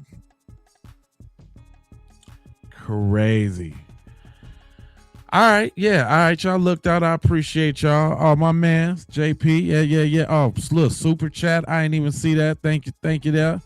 Thank you so much, Justin. My name Justin too. Yes, sir. Oh, look, y'all dropping it down for me. I appreciate y'all. Look, come on, let's get this other story going on, man. So, detective horrified after learning monster mom's deadly secret. Okay. Look how broke it is. Somebody crushed her skull into her brain. The pattern of head injuries indicates they were produced by crushing type force as opposed to a direct blow or multiple blows. It all started with a scene of unspeakable violence unleashed on a helpless 2-year-old Olivia Soto, who couldn't escape the cruelty of her parents and ultimately met a horrific end. On November 8th, 2018, Olivia's stepfather, Jordan Shreve, called 911 after finding her unresponsive. Her parents asserted it was a tragic accident. However, soon after, each piece of evidence told a far darker story, compelling Eva to change her narrative. Mama, he killed her, Mom. Mom, he killed her. This tragic case would not only unmask the real culprit, but also unravel a 2-year-old's disturbing life before it ended in sheer brutality. When you read the autopsy, even her tongue has bruising because she bit her tongue when this happened. Dang. I just want answers for her. Olivia lived with her mother, Eva, and stepfather, Jordan, in Van Buren, Arkansas. To everyone, the family seemed ordinary, but behind closed doors, they hid dark secrets that would eventually unravel with time and lead them to an inescapable path. Right off On the top, November huh, 8th, Johnny? when first responders arrived at the scene, they immediately rushed Olivia to the hospital. Despite their efforts to resuscitate her, she couldn't survive. Meanwhile, as the officers approached her mother, Eva claimed that Olivia accidentally fell from her crib. However, as the investigation unfolded, detectives found blood in multiple areas of the house, and the injuries Olivia sustained raised doubts about whether the incident was truly accidental. But to make an arrest, they needed to be certain about the couple's involvement. So, both Eva and Jordan were released after securing their statements. In the following days, detectives conducted a relentless investigation, consulting medical experts and comparing physical evidence against the explanations that had been provided, and the results were shocking. Following Olivia's death, the couple moved to Michigan, where Eva was pregnant with Jordan's child, Tripp. Detectives later sought her again after she and Jordan had relocated, building a case despite her prior felony record. Now, as detectives bring her in, they are prepared to corner her with the damning evidence that would alter the course of the interrogation. Have you been seeing Jordan while you were up there? Have y'all been still together? Pretty much. Kinda, yeah. Thanks for the super I chat. can't remember exactly when he got back, but I was under the impression that we were still good until he got there, really. And that's when I found out about all the other stuff. The thing is I was planning on leaving and coming home to my leave. And my mom kept telling me just to come home. And I was trying to make enough money too, just come home. Yeah. I'm from Michigan and I don't claim her. And I went to jail. And I want my son with my mom. So. Okay. Well, is Jordan the father? Okay. Who else would be the father? I'm not a cheater. Uh-oh, lie detector determined that was a lie. That's why I didn't tell you where I was at when I called. That's why I haven't talked to no one. Because I'm worried about my son. Right. And I want my son with my mom. Okay. My mom wants my son too. But we didn't. I was just going to come with my son. But I didn't know really how. Okay. But I'm afraid with this stuff now, because they're supposed to come and bail me out or whatever, and then. So Jordan and them are coming down to bail you out? Is that what you're saying? Supposed to. So that probably bring your son with them, right? Okay. Have you talked to him lately? Did you talk to him today? When was the last time you talked to Jordan? Yesterday. Okay. Well, we'll just keep that between us, unless you won't leave. And when he gets down here with the baby, then you can just go with your mom, the baby. That sound fair? Are you going to take him away? No. Because I've done everything right. I haven't used, the whole time I was pregnant, I didn't use, he's beautiful. Yeah. But I just don't. What's his name? Trip. I just don't want to lose him. I've already lost him. Yeah, I know you have. Girl. Well, and this is the thing. And I'm going to let you read the autopsy if you want to read it, okay? I want you to show me what you guys see, because I don't understand. Well, so. I put her to bed myself, and then I went to sleep, and then that morning I thought she was asleep, so I just slept in. I didn't know she was gone. If you know, if you didn't do it, who did it? Yeah, this is live. I still believed it was an accident. 100% not. And we've had this conversation. And I'm going to let you read what the autopsy says, and it absolutely says, without a shadow of a doubt, it was an accident. Okay? Absolutely, it says that. I'm just being blunt with you on that. And I'm going to let you read it. I don't have no problem with that. And so I know either Jordan's going to have to say something. To me? Mm-hmm. About? Mm-hmm. He said nothing like that to me. Or either you know something. I mean, during the time period that they're saying that the baby, I mean, you and him were there. What time? It's like a 4 or 5 time period between like midnight and 4 or something like that. 5 maybe in the morning. Murder, wasn't he? First degree, I First believe. degree. So he's looking 10 to 40 to life. Where yours is probably, on each count, don't hold me to it, probably 6 year each. 1 to 6 years. So it's going to be a high bond. I also don't know. I'm just asking because they're supposed to be the ones that hire me a lawyer and paying my bond. So I got you. This is the deal. Why don't you look at me? Why don't you listen to me? Okay. There's no way that Jordan has done all this, and I just can't see that, and you not know something. Okay. Does that make you a bad person? No. That I don't. Because I think at the time you both. I know you and him both had a major pill problem. I did. I know. Absolutely, you did. But I don't anymore. Just. I know you don't. I know. And I'm just telling you that you have fixed yourself. You have changed. But at the same time, we have to make what happened right. I mean, you agree with that. Build up for the letdown. I didn't do anything. I'm not saying you did. And if I'd have known you did, I would have told you. I don't know what kind of person that would make me not to tell you. And after he went to jail, I didn't see him. And every time I talked to him, he was sick and had to go lay down because he had other things to do. He didn't talk to me really. And whenever he came home, I was working at the store, and I'd been taking care of a little old dude, constantly working. Yeah. Because I found out all the stuff, and I had to throw myself into something else.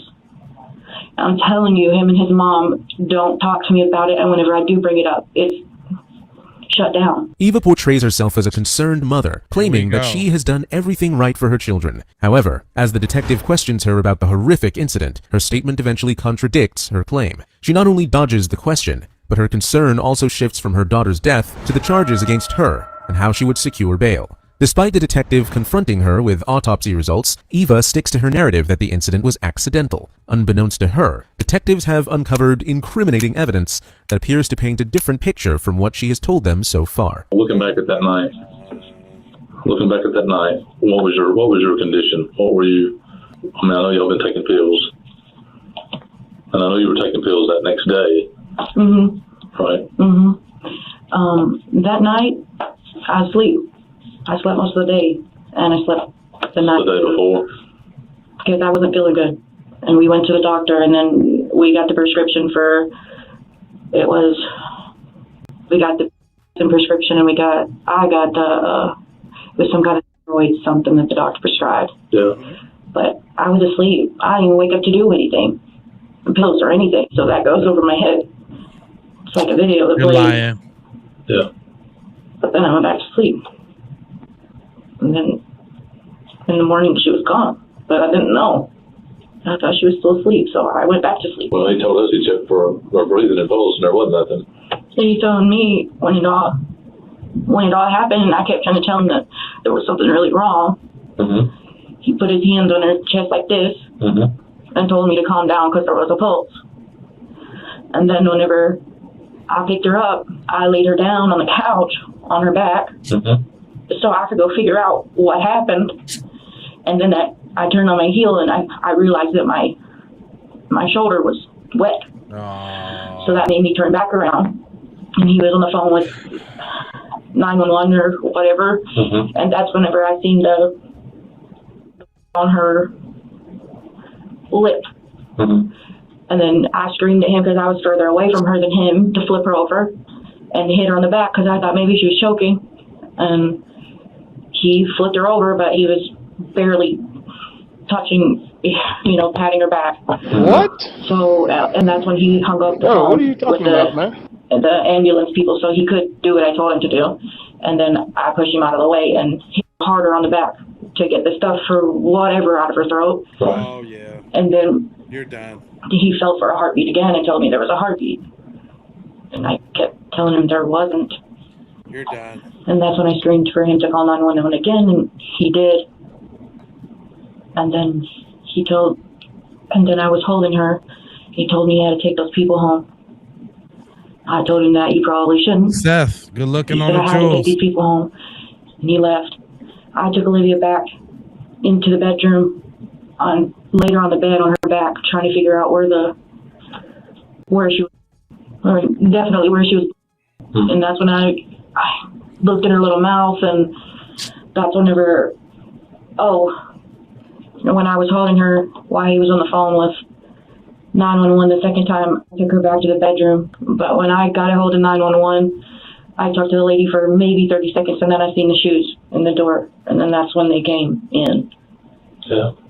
But he did tell me she had a pulse twice. So. How you gonna let somebody tell you about your baby? You are lying, ma'am. Straight lying.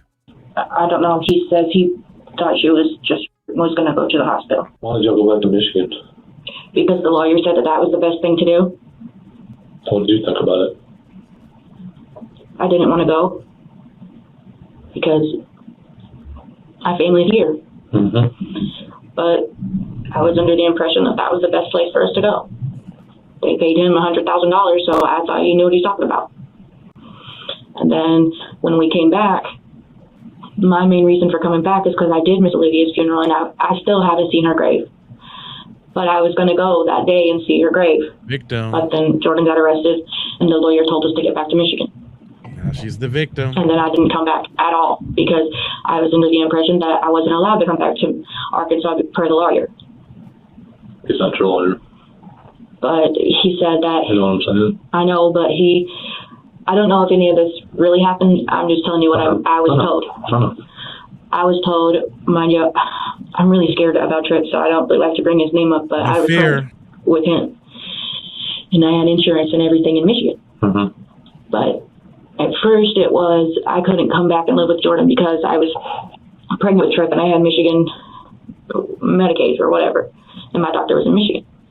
I tried to argue the point that I could have got Medicaid like that in Arkansas. I've always had it there. But then it went to the lawyer. The lawyer said it's not a good idea because they could get Jordan. He's got one concern, and that's Jordan. That's not you. So my mom keeps it. You know what I'm saying? And that lawyer knows. He knows the truth. Jordan knows the truth. They told me the lawyer knows Jordan didn't do it. So that leaves you. Did you do it? So you know it didn't help. Dun, dun, dun. Two people in that room. You and Jordan. Eva consistently shifts her narrative to suit her interests. Initially, she uses her illness as an excuse to feign forgetfulness. However, as she realizes that the detective is not convinced by her story, she suddenly recalls each detail precisely up to the moment she found Olivia unresponsive. Until this point, the detective has let Eva speak. However, he has had enough of her lies. Now, a new detective steps in to corner her with the disturbing evidence she has been trying to outrun. However, the revelations that are about to unfold will expose the sickening details behind Olivia's fate, a truth far more gruesome than anyone could have anticipated. So, we're talking about the autopsy. I'm going to show it to you, okay? So, it's a big, long thing, and we can go through all of it, but usually and it explains, let me show you. So, it's Olivia Faith Soto, okay? And it shows that they ruled it a homicide, okay? Faint, fixed, purple-red lividity was present on the posterior body surfaces except in areas exposed to pressure. The scalp was covered by brown-black hair measuring up to 10 inches in maximum length. Injuries involving the scalp will be described below. The eye rods were brown and cornea were clear. The conjunctive and scleria showed no petechial hemorrhages or other significant changes. What does that mean? So petechia is like if she was like physically choked, you have blood vessels in your eye, and I've seen people that have had petechia in their chest, like if there's the person that I saw had choked to death and there was a whole lot of pressure there, like if you're choking, like somebody's strangling somebody, a lot of times the blood vessels in their eyes will pop, and that's called petechia. Okay. External examination of the body revealed multiple fresh bruises. Many of these were concentrated on the face and neck. A very large contusion was present on the right side of the head. Subsequent internal examination of the head revealed widespread hemorrhage in the scalp and multiple comminuted skull fractures. What? There were corresponding subdural and subarachnoid hemorrhage, as well as injuries to the posterior part of the brain. Additional superficial blunt force injuries were present on the right upper chest, both knees, both elbows, and the right upper arm. What? Areas of soft tissue hemorrhage involved the right rib cage. An acute fracture of the right second rib was identified. Internal examination did not show evidence of old injury or life-threatening natural diseases. What? Now this is where you need to listen really good, all right? The pattern of head injuries indicate they were produced by crushing type force as opposed to a direct blow or multiple blows. The number and extent of fractures caused collapse of the cranium with direct crushing of the brain. What? This type of injury is extremely devastating and would have caused immediate loss of consciousness and death within a very short time. What? So based on these findings, it is most likely that the injuries observed at autopsy were due to at least 2 applications of force at different times. What? So what they think it happened is that this is also supported by the presence of drugs in her system. So they think that she was hurt, she was injured one time, and she was probably crying and upset, so the drugs were administered, and then that didn't make her stop, so the crushing of the brain happened next. What? So this is also supported by the presence of drugs in her system. These medications were likely administered in order to sedate her and treat pain after the initial injuries were sustained. Along with the number, distribution, and severity of the injuries, the evidence of multiple assaults is inconsistent with any reasonable accidental scenario, including a fall. So they're saying this didn't happen from a fall. There were at least 2 different incidents, and in between, there were narcotics given to her to try to make it go away. I'm a mama, all right? And I talked to you then. You know, there's like some cases in our career that we work, and they just stick with you because you want to know the answers, and this is one of those, okay? And I think I told you when I talked to you last time that, you know, a mom's job is to protect her baby. But I also know, as a mom, that we can get severely frustrated. And I'm telling you, I've got 2 kids. I've been there, okay? And I don't think I ever asked you then, and I don't want to hurt your feelings, but I feel like I owe this to you. Did you have any type of, like, postpartum depression or anything like that? What? Yeah. None at all. Never had any type of depression or anything like that. I had those feelings, and Olivia, though, she never made me angry. She was my bestest friend. With Peyton, I didn't have a real relationship with her because I was in and out of jail. I went to prison, but with Olivia, she was my bestest friend. Somebody did that, your little girl. This is your baby. Do you see those bruises? Somebody crushed her skull into her brain. Somebody crushed her skull into her brain. I wasn't there when I seen her. Did you accidentally hurt her? No.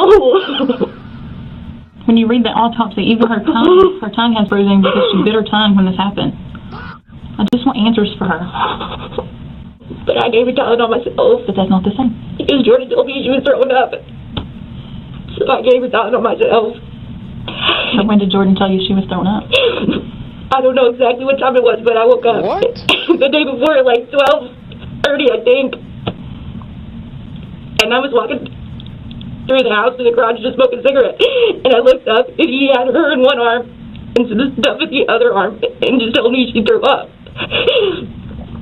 What do you mean stuff? Like medicine or? It looked like he just cleaned like puke? the throw up. Okay. I want to say it was a stuffed animal and some other stuff. But I didn't think anything of it. I was back in bed. And then we went to the doctor about 4 or 5 and she was asleep. So I gave Jim my phone and told him if he would, if she woke up, to call, and we come straight home. We didn't even fill the prescriptions or nothing. We just came straight home. And when I got home, she was asleep. So I crawled back in bed. Thanks for the jewels, Christy. Again. And I was holding her. And I put her in the bed with me to let her lay with me. And then I got up off the bed. And I went to smoke a cigarette.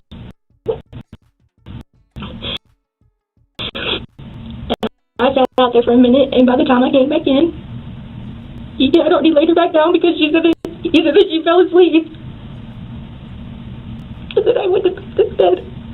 I don't think you will let him. I would have told you if he did, if I knew it.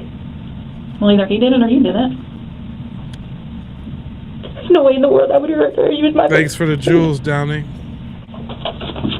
She's beautiful. Dowling, Texas. And she's innocent. Magazine. There's no reason this should have happened to her. I told you when I met you, there's no reason why. I'll tell you, I've had my doubts about you.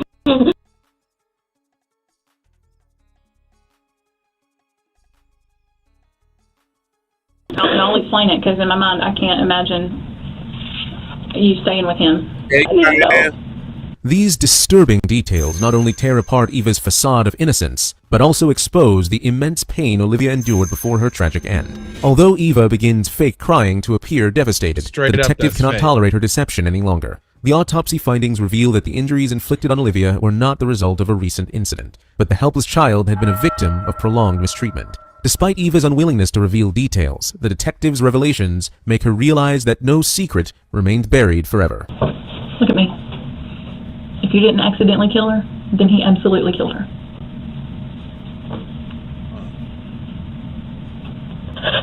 Straight like that. This is just total opinion on my part. But I feel like somebody stepped on her head. And that's just my personal opinion. That is not anything in here. That is just from looking at it and seeing it, it looks like they stomped on her head. I would never asked if he killed her. At first it was because I knew he didn't. Everything about... But now I'm too scared to know his reaction with everything was wrong. I mean, we come to do a search warrant on the house and y'all go for a stroll around the neighborhood? That's weird. Because he had to get away from it. Yeah, call 911 and your baby's unresponsive and he leaves and goes and talks to his ex-wife or girlfriend or whatever she was. That's not normal. He said that was because me and Dan don't get along. She's right, we don't get along. He said he had to talk to her away from me. While your baby is unresponsive? Wow. I think there's more important things right then than talking to his ex-wife or girlfriend. Wow. That's because you guys were driving so fast you got pushed him off the road. He left you with an unresponsive baby at the house. Oh, she said that's because he had the drug dealer in the car. Pardon my French, but at that point, who gives a... Do you get what I'm saying? Baby. That is a baby. Look at her. That is a beautiful baby. A beautiful, perfectly innocent baby. Nobody cares about a drug dealer. He said it was because he thought she was alive and we didn't need that drama too. I asked him why he left too. This dude must have got vibranium pain. Like she's head over heels for cuz. He knew she wasn't alive. You realize somebody gave her and to try to get her to be quiet because she had already been hurt once. I'm going to show you what her skull looked like in the autopsy. Okay? Look how broken it is. Take a look at what he did to your baby. You sorry trick. It's not from a fall. She's sorry as hell. She killed my daughter, didn't he? If you didn't, he did. I didn't know. My daughter didn't he? I'd like for you to tell me everything that he's ever told you about this. Or anything that you could remember, even if you think it's insignificant about that time period, that may be helpful. It may be the thing that we can put together. Do you get what I'm saying? Listen to me. You have a baby right now, right? 11 months old? Who's he? Okay, I'm finna make a prediction. I'm finna actually just make a prediction. I'm gonna say that the baby came from somebody else and he was stepdad and she didn't mind him slight weight getting rid of the baby just to be with him, which is even more terrible. Wait. You can talk to him now. I'm trying to get a hold of her. Okay? Look at me. You have a baby that's with him right now. And I'm going to say this, and I guess the one thing that we can hope for is that he feels differently because that was actually his. Mom? Yes? Mom, what are you doing? Watching TV? Mom, I need you to come to Van Buren, please. Come to Van Buren? Mama, he killed her, Mom. Yeah, oh my God. I need you to come to Van Buren, please. Will they let me come up there? Mom, he killed her. Oh my God. Will they let me come up there? Stop it. Crocodilian tears.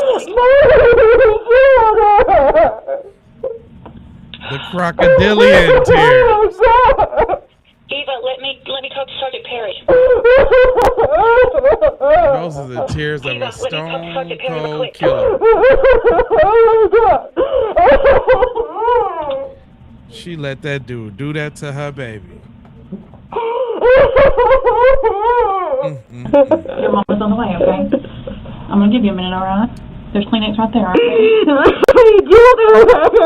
Yeah, right. You're still going down. I really believed he didn't do it. Girl. Eva's portrayal of a distraught mother doesn't line up with her actions, Straight and her up. claim of being unaware of the brutalities inflicted on Olivia seems incomprehensible. However, detectives are certain that she was aware of the mistreatment Jordan inflicted. The place that was meant to be a haven for Olivia tragically became the one where she endured unbearable pain and eventually lost her little life at the hands of her horrible parents. Despite attempting to disassociate herself from the unthinkable crime, Eva had already dug a deep hole for herself, one that only deepened with each revelation. Eva Millard was charged with committing violence against a minor resulting in death and endangering the welfare of a minor. Okay. During the trial, she testified against Jordan, stating, "I believe Jordan Shreve killed my daughter." In 2021, she was found guilty on both charges and sentenced to 20 years in the Arkansas Department of Corrections. That's it? On the other hand, Jordan Shreve was initially charged with first and second-degree murder. Okay. However, after the trial, he was found not guilty and was ultimately acquitted on all charges, citing insufficient evidence to prove he inflicted the fatal injuries. Oh, she should have got more time than that dude, her boyfriend. Oh my God. How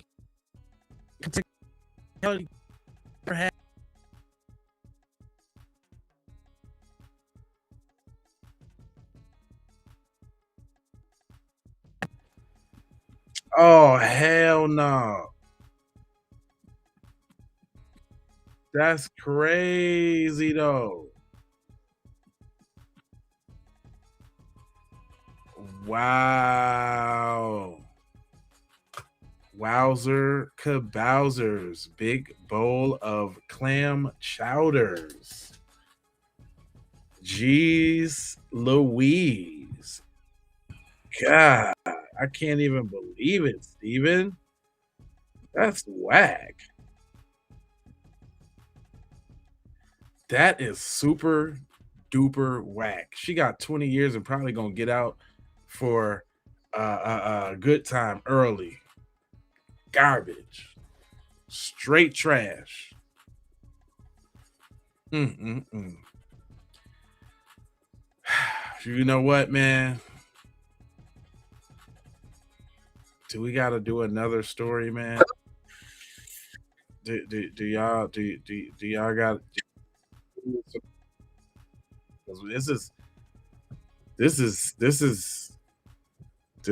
that was crazy. I got another one though. I got another one that's crazy. Like super magnuper duper crazy. It's the new one is what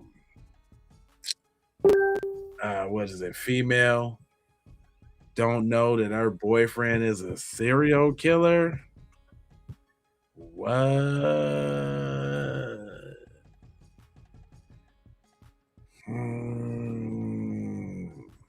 Come on, man. Let's do it, man. Let's get to it, man.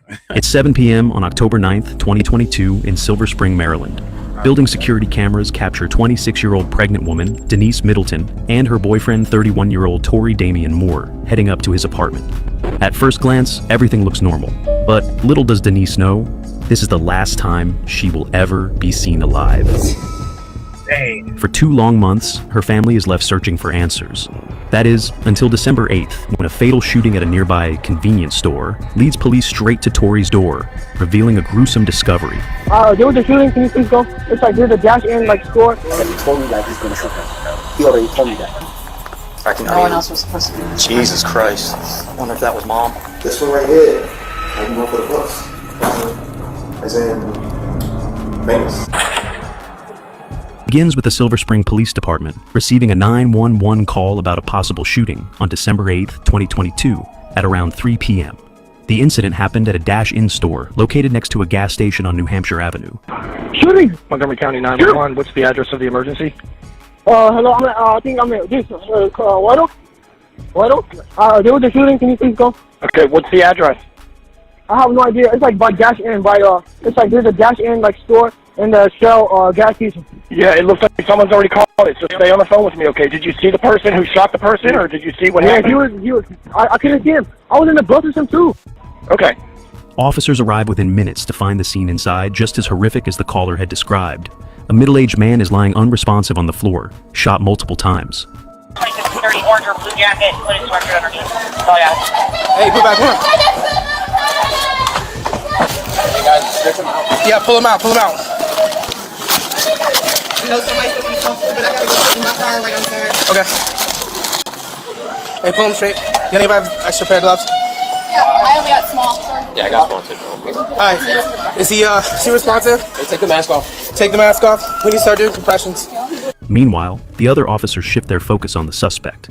They need all the information they can to create a complete picture of what happened in that store minutes earlier, and more importantly, identify, locate, and apprehend the killer before he can cause more harm. On both sides. Did you guys see anything? There's a video right there. You ready, yellow it? I don't know. Okay.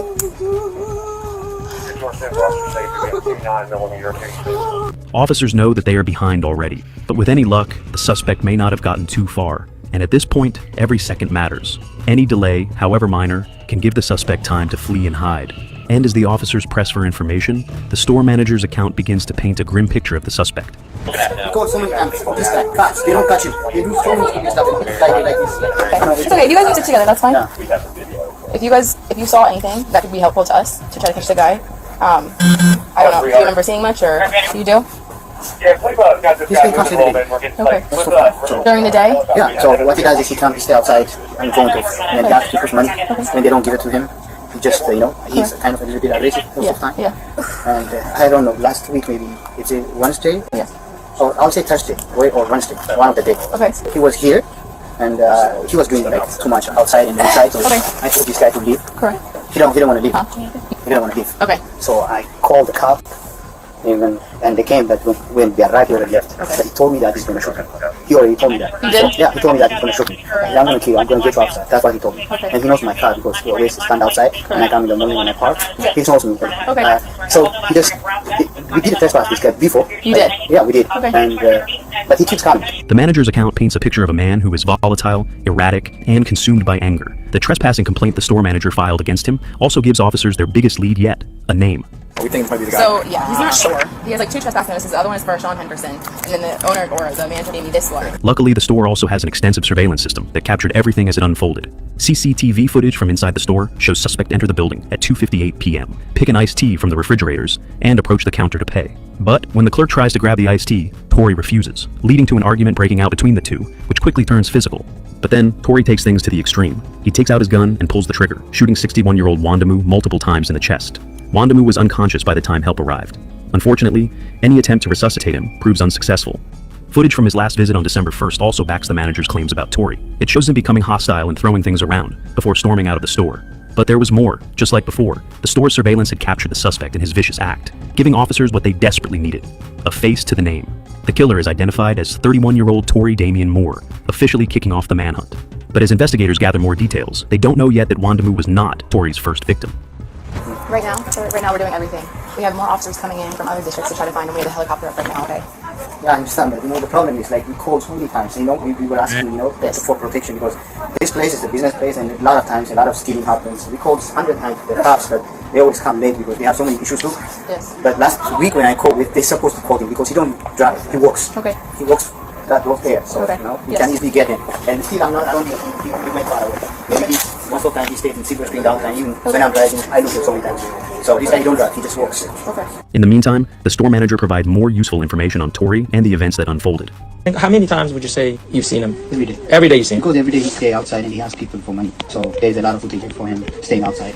Have you ever seen him wearing the clothes he was wearing today? Yes. Yes. Same clothes? What about a week ago? Was he wearing the same clothes or different clothes? Do you remember? I would say it's kind of the same, I would say. Okay. All right. Do you know his name, or do you know? I mean, not from the police or from the forum, but from interactions with him. Did you know his name or know what his name was? You just say he always say I'm the king, I'm the pharaoh. That's what he uses. I'm the king. Yeah, that's what he says so many times. He just he have a kind of some belief. I think he always doing some something like this. I don't know what he does, but he have like 4 things that he just doing like this. He keep doing it. Like juggling. It's kind of I don't know, like it's squirting, which has a dot. I don't know what's his name, but it's kind of a game, I think, that we always try to play in front of us. He curses us, he do so many things, and I know that because I live Silver Spring, so I see him in downtown. See him downtown. So you see him walking around. Yeah, he walks around there, and most of the time you might see that guy at the place where.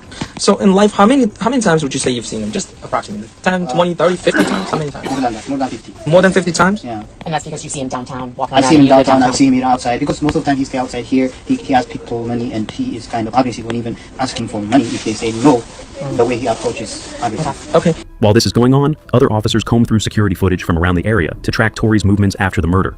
To their surprise, he lives just a short distance away. CCTV cameras captured him leaving the store on foot, walking calmly through a parking lot across the street, and enter the Enclave apartment complex located just a few hundred feet away from the crime scene. After confirming his identity through facial recognition and obtaining a warrant, a SWAT team acquires a no-knock warrant and breaks into his home 12 hours after the incident at around 3:30 a.m. But they don't know yet that they are moments away from making a disturbing discovery. Tori's apartment is completely trashed with dirt and grime covering every surface. But even that doesn't explain the nauseating stench filling the rooms. Officers walk around looking for the source of this smell, and what they discover is far more horrific than they could have imagined. The cover of the smell. Jesus Christ.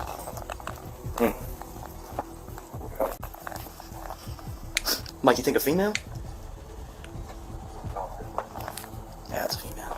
Wonder if that was mom.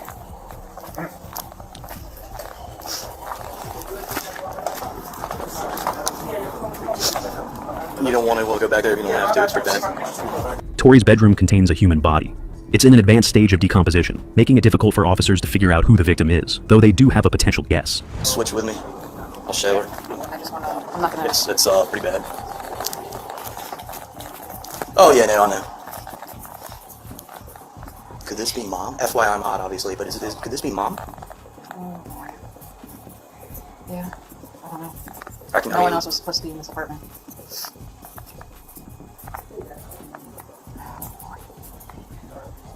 Oh shit! I didn't even see the camera. So. Yeah, they was living with the body. Officers would have to wait for lab results to identify the remains beyond the shadow of a doubt. With the limited information they have on his life at this point, this is the hypothesis that currently makes the most sense. However, the theory that these remains belong to his mother crumbles just a few minutes later when he makes a request. Hi, Mr. Moore. Let's go. I'll load up my phone. Can I text my mother and send her some money? Where do you think it is, sir? Huh? The phone? Yeah, I saw the okay, we'll make sure. Yeah. Okay, so it's not his mom. Yeah, absolutely. How bad is it? Yeah. Oh, it's bad. So nobody to tell if it was. Wow. It was a woman. Right now, we may be able to see something. I really thought that was mom. I was shocked when he's like, "Can I text mom?" I guess I figured it was his mom. Wow. The least amount that said no one else was supposed to be in there. Just. I mean, would you see her? Would you two agree? I think it looks like a woman. I believe so. Yeah. This discovery increases the number of Tori's victims to 2, instantly complicating a case which looked nearly solved when officers first barged into his apartment. What the officers don't know at this point is that there's a third victim right there with them in the apartment. A thorough search of the apartment also produces the gun he used to kill Wandamu, as well as a few other weapons, like a sword. Investigators also find empty shell casings in the apartment, hinting at what might have happened to the woman. Despite the disturbing discovery inside his apartment, investigators still know almost nothing about this second victim, who she is, how she ended up in his bedroom, why did he kill her, and most importantly, how long he had been living with her decomposing body just feet away from where he slept. So, on December 11th, 3 days after the shooting at the gas station, a detective sits down with Tori to find answers, but nothing can prepare him for the dark details that are about to come to light. Hi, sir. How are you, sir? Sorry, I hold like a paperwork. Just a moment. How you doing in here? don't even know how to explain it, you know, like, I feel like I'm having deja vu, man. Like, I'll be honest with you, I'm trying to figure out, I'm in the exact same cell. I'm saying, like, I'm like, yo, it's kind of crazy. The art is, like, I'm like, for some reason, I feel like I'm in the exact same cell. In the days between his arrest and this interview, investigators were able to confirm the identity of his second victim. Inside the apartment, they discover a photo ID belonging to 26-year-old Denise Ginna, Tori's girlfriend, who had been missing since October of that year. An autopsy report also confirmed that she had been dead for nearly a month, which lines up with the timeline of when she went missing. However, this autopsy also revealed the most tragic part of this entire case. Denise was 8.5 months pregnant with Tori's child at the time of her death, which resulted in the unborn baby passing away as well. According to her family, Denise was extremely excited to become a mother. She had even picked the name Ezekiel for her baby months before she was due. But despite the seriousness of the situation, Tori starts off the interview unusually calm, almost unnervingly so. Today's the 11th. Nice time. Nice time. Oh, thank you. I'm trying to match, man. I'm trying to match. Then he says something so outlandish, it leaves the detectives almost speechless. Yeah, man, this one right here, I can go for the bus. As in, famous. Why? You said why? Yeah. I was waiting. So, I was writing a book, to be honest with you, you know, I just didn't quite get my own book. I actually started one, and I think it's in my notes. But I plan on writing all the potential books. But personally, this right here, I feel like this is definitely, you know what I'm saying? A story for the books, you know what I'm saying? You going to read it? Yeah. It's unclear whether he's delusional or genuinely believes his actions would make for an entertaining book one day. One thing that is clear, however, is his complete lack of remorse, which the detective uses to get him to open up. So look, man, we had obviously a couple of days, and I told you last time I spoke that, I was going to test all this stuff. And last time obviously, I'm sure it doesn't surprise you, Denise was shot, right? Multiple times. Sad. This is one of the saddest cases I've had, and I don't know, I'm sad for, like, so many people involved in this case, including you. It sounds like you had mental illness, she had mental illness, there's a lot going on, and then we have like a tragedy on all kinds of fronts. So we presented everything to the commissioner, and I'm having to sugarcoat it right now. You're being charged with homicide. And I'm sorry to bring you this news.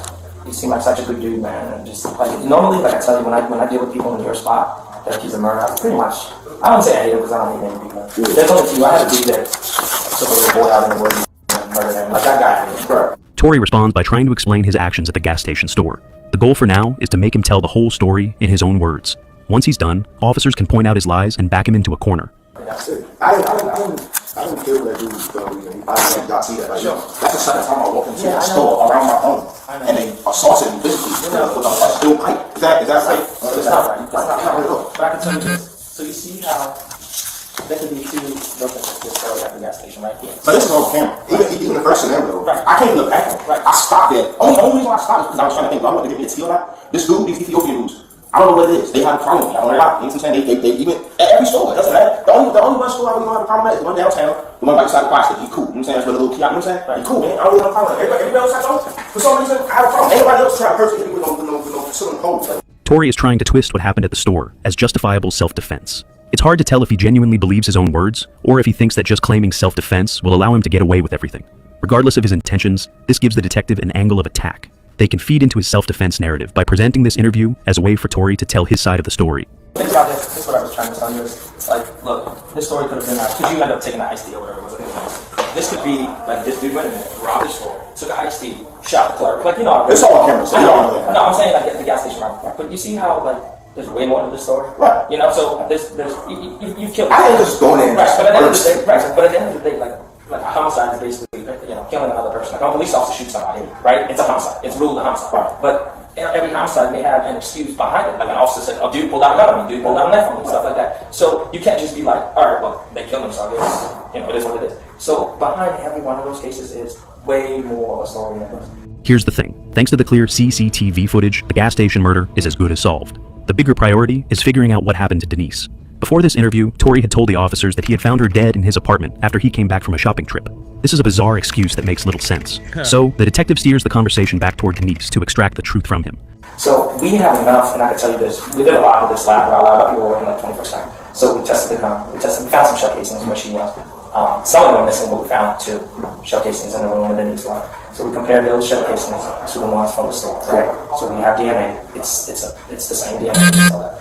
we don't have your DNA yet. That's what we're swabbing you. We're going to take it, and then I'm sure we're going to say, okay, the same DNA deposit that's been loaded and showcased into you, in the skins, in your skin cells. It's called touch DNA. Our technology in the last 3 years has just been amazing. Touch DNA. I didn't go. Well, all I'm telling you is that we have similar DNA. We don't have DNA. I wish I could say, hey, it's his DNA, but right now that's what we're getting. But at the end of the day, this is the story that's going to be presented. If let's say we get it as it is, from what he told me the last time, basically, everything was great. She came out from New York. Yeah, this is all my phone. So just to go from the beginning. Yeah. She was staying at 619 University Boulevard East, and of course it's like it's a house where a stay in each type of room that they have that basic thing. You know what I'm saying? So I've been invited over, I've been to a house, but of course she slept me in and stuff like that. You know what I'm saying? So it was like one of the things like I saw how they was treating her, and being that I've been through homelessness with her, she wanted to land in the apartment. Tory begins his story by painting himself as the caring, concerned boyfriend who rescued Denise from an exploitative situation. So after I realized I was doing that at 619 University Boulevard, they taking all the money. You know what I'm saying? Like pretty much, like you can have your own place, and pretty much get your money. But instead, these people are taking your money for a room and giving you medicine that you probably don't need. You know what I'm saying? So I'm like, yo, Denise, like, yo, like, we're like, you know what I'm saying? And not that, they was trying to illegally evict her. They told her she had to leave in 10 days, and The two apparently had a rocky on-again, off-again relationship. Messages Tory sent to Denise's father show him calling her sick in the head, and that he feels like she's playing with his life. I was at home. I came back from the bird to my house. You know what I'm saying? She could have came home with me, but after that, I guess she ended up getting into some type of program, and she was probably get housing. Okay. So that was in I want to say May or June. I think they got the warrant on June. Was she pregnant already at that time? Yeah, she had to be. So then, how did she end up from Norfolk, Virginia, in New York? Okay, so I'm saying, So after she gets to the program, I'm very sick, dude. I'm very sick. Likes up and subscribe. Like barely eating. You know what I'm saying? I listen to certain music. This other shorty came to my house. I couldn't even, I don't know, I couldn't even get cheese. You know what I'm saying? You feel me? And she knows that I'm worried about this show. You know what I'm saying? So when she finally hit me up, it was a relief. Like, oh my God, where's you living? And was she like, I'm in New York? Nah, she wasn't in New York. She was in a program in Virginia. Right, she already got housing. Right. So then she kept calling me every day. It was something about this and the third, and I don't know, she was something about other dudes, but pretty much, when somebody keep calling you and really somebody want to be with you. So it was just kind of like shaking my soul a bit, like, yo, personally, I feel like, you want to come home, but you're nervous, but I'm the only one that's really got it. Nobody else trying to get her home. Like, her pops or sister, nobody else kids. So it's like, I said, my best to get it over, man. After living in various places and visiting her mother in New York, she came to live with him in the weeks leading up to her death. The last time she was seen was on the apartment complex elevator with Tory. After confirming that she was with him on October 9th, the detective moves on to questioning him about what exactly happened that day. So you come back October 8th, and that's when the whole story that you told me the other day happened. When you guys are coming, she's complaining about somebody not using the bathroom, somebody using the bathroom, and then you have like a little thing downstairs that she gets pushed down. So I said, we was coming from somewhere, and she had, she wanted to use the bathroom, and I know, like, she in the house, you know what I'm saying? Like, the bathroom in your house. Right, so I'm like, she wanted to argue, but I stopped anyway. But then once I stopped, she didn't go to the bathroom, so what was the point of stopping? You know what I'm saying? If you're not going to go to the bathroom, you know what I'm saying? So now it's like, now you're just wasting my time in the cold, it's cold, you know what I'm saying? I'm trying to get out, you know what I'm saying? So then it's like, we get around 8, and it's like, when somebody bothers me, but they acting like you're doing something, but you're not doing nothing to them, like, so stop, making sense. Like, I'm not bothering you, I'm not just trying to get in the house, you know what I'm saying? I got my tea, or whatever, you know what I'm saying? And she got some books or something, you know what I'm saying? So I'm like, I'm just trying to get in the house. So at this point, it's like, it's as if she's trying to cause a scene to, you know what I'm saying? Like, let everybody see. Right. So it's like, for me, it's like, she always stop with me. I'll push her and stuff like that. I'm not boxing her. I'll push her. Right. And she fell over to the ground. Like, she's slicing it. Like, I didn't push you that hard. You see how much bitter she is to me? Right. Really, I didn't push you that hard. Tory is trying his best to downplay his actions while describing the altercation he had with her on October 9th. But for now, detectives allow him to go on as he begins to form a false sense of confidence that he can get out of whatever he did to Denise. So it's like, now I'm trying to help you up. Come on, get up something. You know what I'm saying? So it's like, you're just trying to make me look like I'm the bad guy. You know what I'm saying? So then it's like we get in the house. I already threw up, you know what I'm saying, somewhere outside on the bus or something, you know what I'm saying? It's obvious, all evident all over my shoes, you know what I'm saying? So then I get in the house, and we still like fighting the rest of them, you know what I'm saying? And I end up throwing up again. That was on the side where she was at, but she was still living, you know what I'm saying? It was still like going through it, you know what I'm saying? When I left her, she was still living, you know? Him admitting to pushing his 8.5-month pregnant girlfriend is horrible, but the detective knows that this is not the complete truth. So, once he's back at the excuse of, she was alive when I left her, the detective goes back to the strategy he used earlier, showing concern about Tory to make him open up. So that's where I know that, like, that part of the story, that's where I think it's the most important part of the story. And I understand why you may not want to tell us. But because I think you have to admit it to yourself and it's a tough thing to do. But like I told you the first time I met you, you seem just like a good dude, you seem spiritual, and at the end of the day, people are going to look at the story and they're going to think, like, I'm just trying to be as objective as I can. People are gonna think you did it, and they're gonna be like, "Was he remorseful about that?" Because just like with this thing at the store, there was an explanation. They're whacking you with a pole, right? Like you said, there's only so much you can take. You're not an animal. You come in there trying to get a nice steak, they're whacking you with a pole. But this is a store policy. What the heck's going on, right? So you see how you could go from, oh, they just robbed us so far, they shot a club, to, oh man, there's a lot more to the story. Just like that with her, I think there's so much to this story. I don't think people are gonna think otherwise that you didn't shoot her, but I think something had to have happened. And I truly believe that on the bottom of my heart, that something happened between her. Like you said, there was a big ass sword and stuff. I don't know if something happened, but no doubt in my mind, the evidence that we have right now, people gonna know that you did. I mean, you already been charged, so it's just a question of, is A, is he remorseful, and B, is there more to the story? Because she's not there to say, hey, I don't know whatever, don't. Because it sounds like each time, even with this one, the whole Norfolk thing, I heard she's trying to get the charges off because she loved you. And I bet you if things were otherwise, she'd probably say, hey, you know, yeah, let's say she survived, let's say you shot her and she survived, she would have been like, it's okay, like I attacked him, whatever. But she's not here to tell us the side of the story. You only here, and we're just trying to build to the bottom, to you as a good person. I mean, to be honest with you, I would have died. I shot her, you know? I don't think I'm ready for any of this to happen. I think, whatever the case may be with you, I really truly think, if you push, you will react, and then maybe 10 seconds later, you're like, damn, it shouldn't have happened. Maybe you panic. I don't know, but I'm telling you, this is exactly what you told us when we met the first time. Just like you said, you're a good guy. You're a calm guy. You treat people with respect, and people treat you with respect. You told us that the other day. And in this situation, what happened at the store? The guy's now takes the pole, he whacked you. You went back, he does it again. It's like the first time was the manager. So personally, I felt like he saw him good. I feel like you know what I'm saying. That's exactly it. So I understand why you did what you did. It makes complete sense because he's disrespecting you. He's treating you like an animal, and you don't deserve it. When this doesn't work, the detectives change their strategy once again and try to appeal to his humanity, reminding him of his relationship and the son he lost. You can see that I was showing you my situation. But in this, I took my advice from you. Don't want to get my advice. But with Denise, okay, it's almost the same thing. You love her unconditionally. She's pregnant with your baby, for God's sake. Baby, my baby. Let's assume it's your baby, because you guys are together. So whether you're the biological father or not the biological father, when that baby's born, you're the father. So it takes more to be a father than just the sperm touching an egg, right? And you're a good guy where you're willing to take that responsibility and stand up and be the father for that child, so that child you can mold the boy to be your running buddy. You know, because that's what every guy wants, is a boy to be a running buddy. Because the baby was going to be a boy. I know. Okay, let me finish. And when you're in Virginia with her, what does she do? You know, you're taking her on vacation in Virginia to show her places, because that's what good people do for their women. And then, like that, she turns on you for whatever reason, and is like, let's go home. And then you have the altercation, and things happen, and then the police get involved, and I understand why you left. Okay?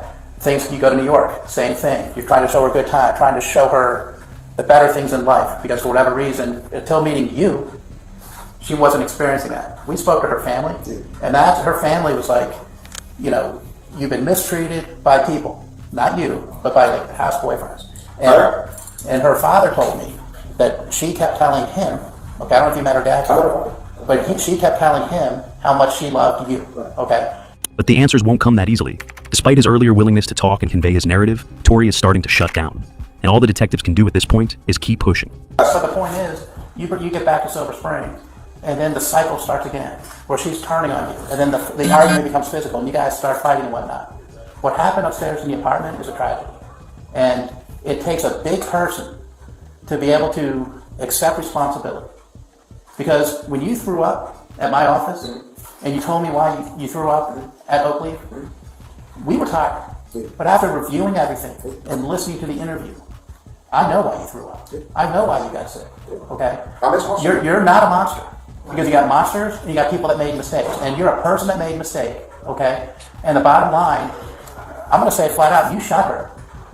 And when you shot her, that made you sick to your stomach. No, that's exactly what happened. I already knew. I promise. You know, I didn't shoot her. Like, we was fighting, and I told her, like, she already saw me getting sick. You know what I'm saying? I got sick on the bus, or before we got on the bus. I threw up on my slippers or whatever I was wearing. No matter when you throw up. I threw up more than once, is what I'm trying to tell you. Okay, no matter what I'm trying to tell you, no matter when you throw up, it doesn't matter. Okay? She was still alive when I threw up. Okay, she may have still been alive when you threw up. Okay? That doesn't matter. She wasn't shot, is what I'm saying to you. Like, she wasn't shot. When I threw up, she wasn't shot. She wasn't shot by you. This pressure continues from the other detective, who reminds him of the proof they already have against him. This harsh reminder should prevent him from dragging on the story or telling any obvious lies. But what I'm saying is, do we need your explanation? No. It's good that we have it. In your case, with Denise, again, do we have enough? Yes. Do we have enough to compare to you? Absolutely. So but I want to see that she got like restraining orders. She had reported her house being. Like, imagine this, right? So imagine I'm dealing with Denise, right? But the whole time I'm dealing with her, I'm asking her questions like, Denise, what's going on? Like, and you acting weird. So like maybe I'll be like this. Like I bet ask her this. Like, is anybody following you? Like, are you running from somebody and you just don't want to tell me, or what's going on? Mr. Moore, just listen, just walk with me for 1 second, because this is how it's going to be presented about you. Again, this is how it's going to look. Alright, Mr. Moore said they came back, they had this fight, he pushes her down, they go upstairs, there's no fighting, he throw out. There's weapons there, but no weapons was used in this crime. Right, but like there's this thing, they're gonna say, Mr. Moore says he leaves for 1 hour, he comes back. She was shot multiple times. Like the medical examiner's gonna testify, there's no way you would have not known that she was shot. I said that, I assumed that she was shot. Let's say, outside of that. They're gonna say, so the person that was just involved in the fight that claims that he left, because that shortly after she shot, the shot casings on the scene that have his DNA on it, they're gonna be like. This appears to work, at least for a moment. But instead of coming clean, Tori offers one more bizarre explanation as a final Hail Mary. So are you telling me the cell cases got my DNA, or you saying that? Well, what I'm saying is I'm predicting that. Right. Because I know you shot the clerk, right? And I know the DNA on those shell casings is the DNA on the shell casings next to the news. I know it's the same person. We don't have your DNA yet. So all we gotta do is get your DNA. I just already know it's the same person. So my next it's the same gun, more likely, because I found the gun in my bed when I got home. Right, that's what I'm saying. Somebody obviously either left it there so they didn't want to have it, or they were trying to frame it. Are we being recorded? What's that? Are we being recorded? Are you here? We being recorded? Yeah. We have to. No, it's all right. That's all right. It's a new, I just want to be sure. No, it's not going to lie to you. It's a new law. We have it. We have for murders and homicides. We have it. Okay. So we can't say, all right. Well, I'm saying he said that, and you're going to say that. Right. So we're just trying to be fair to you. But I don't want to lie to you anymore. Yeah. So with that being said, man, I don't want to sit here and I don't like the people sob stories like you said. Man. You know what I'm saying? And I personally, I love it. I'm trying to hold together as a man. At this point, I think I should wait for a lawyer to tell me what I should do. You know. There's nothing the detectives could do if he asks for a lawyer and stops speaking, which seems more likely than ever at this point.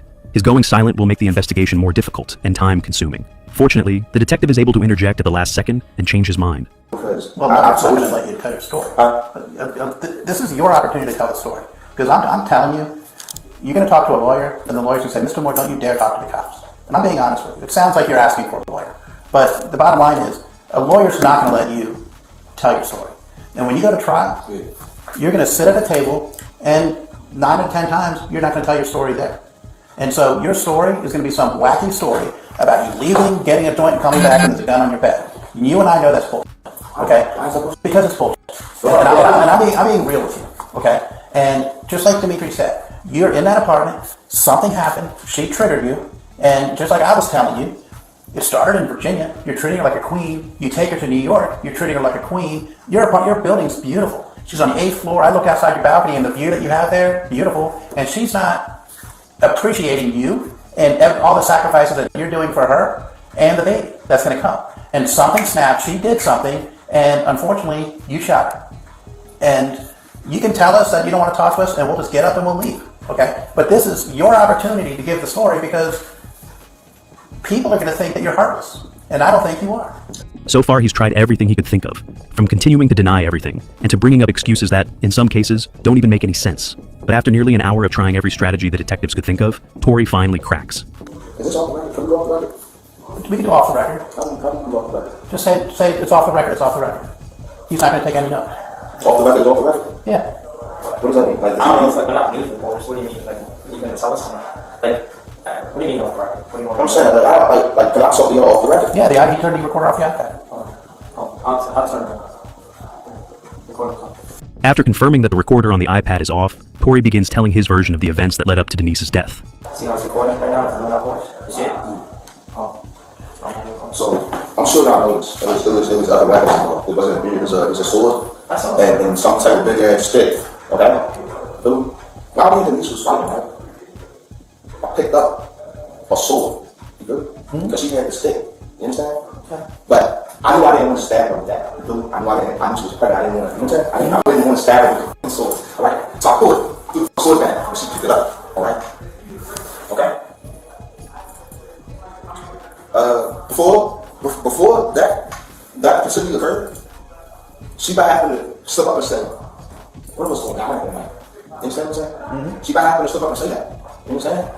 You feel me? We still made it to my room. You know what I'm And after I put the sword down, I smiled because it was a relief to me. Like, I was hoping that this could be the end of it. Like, yo, like, you know, like let's let this be. Like, you know what I'm saying? Like, I don't want to take this any further than it already has gone. Like, you know what I'm saying? Pregnant. You know what I'm saying?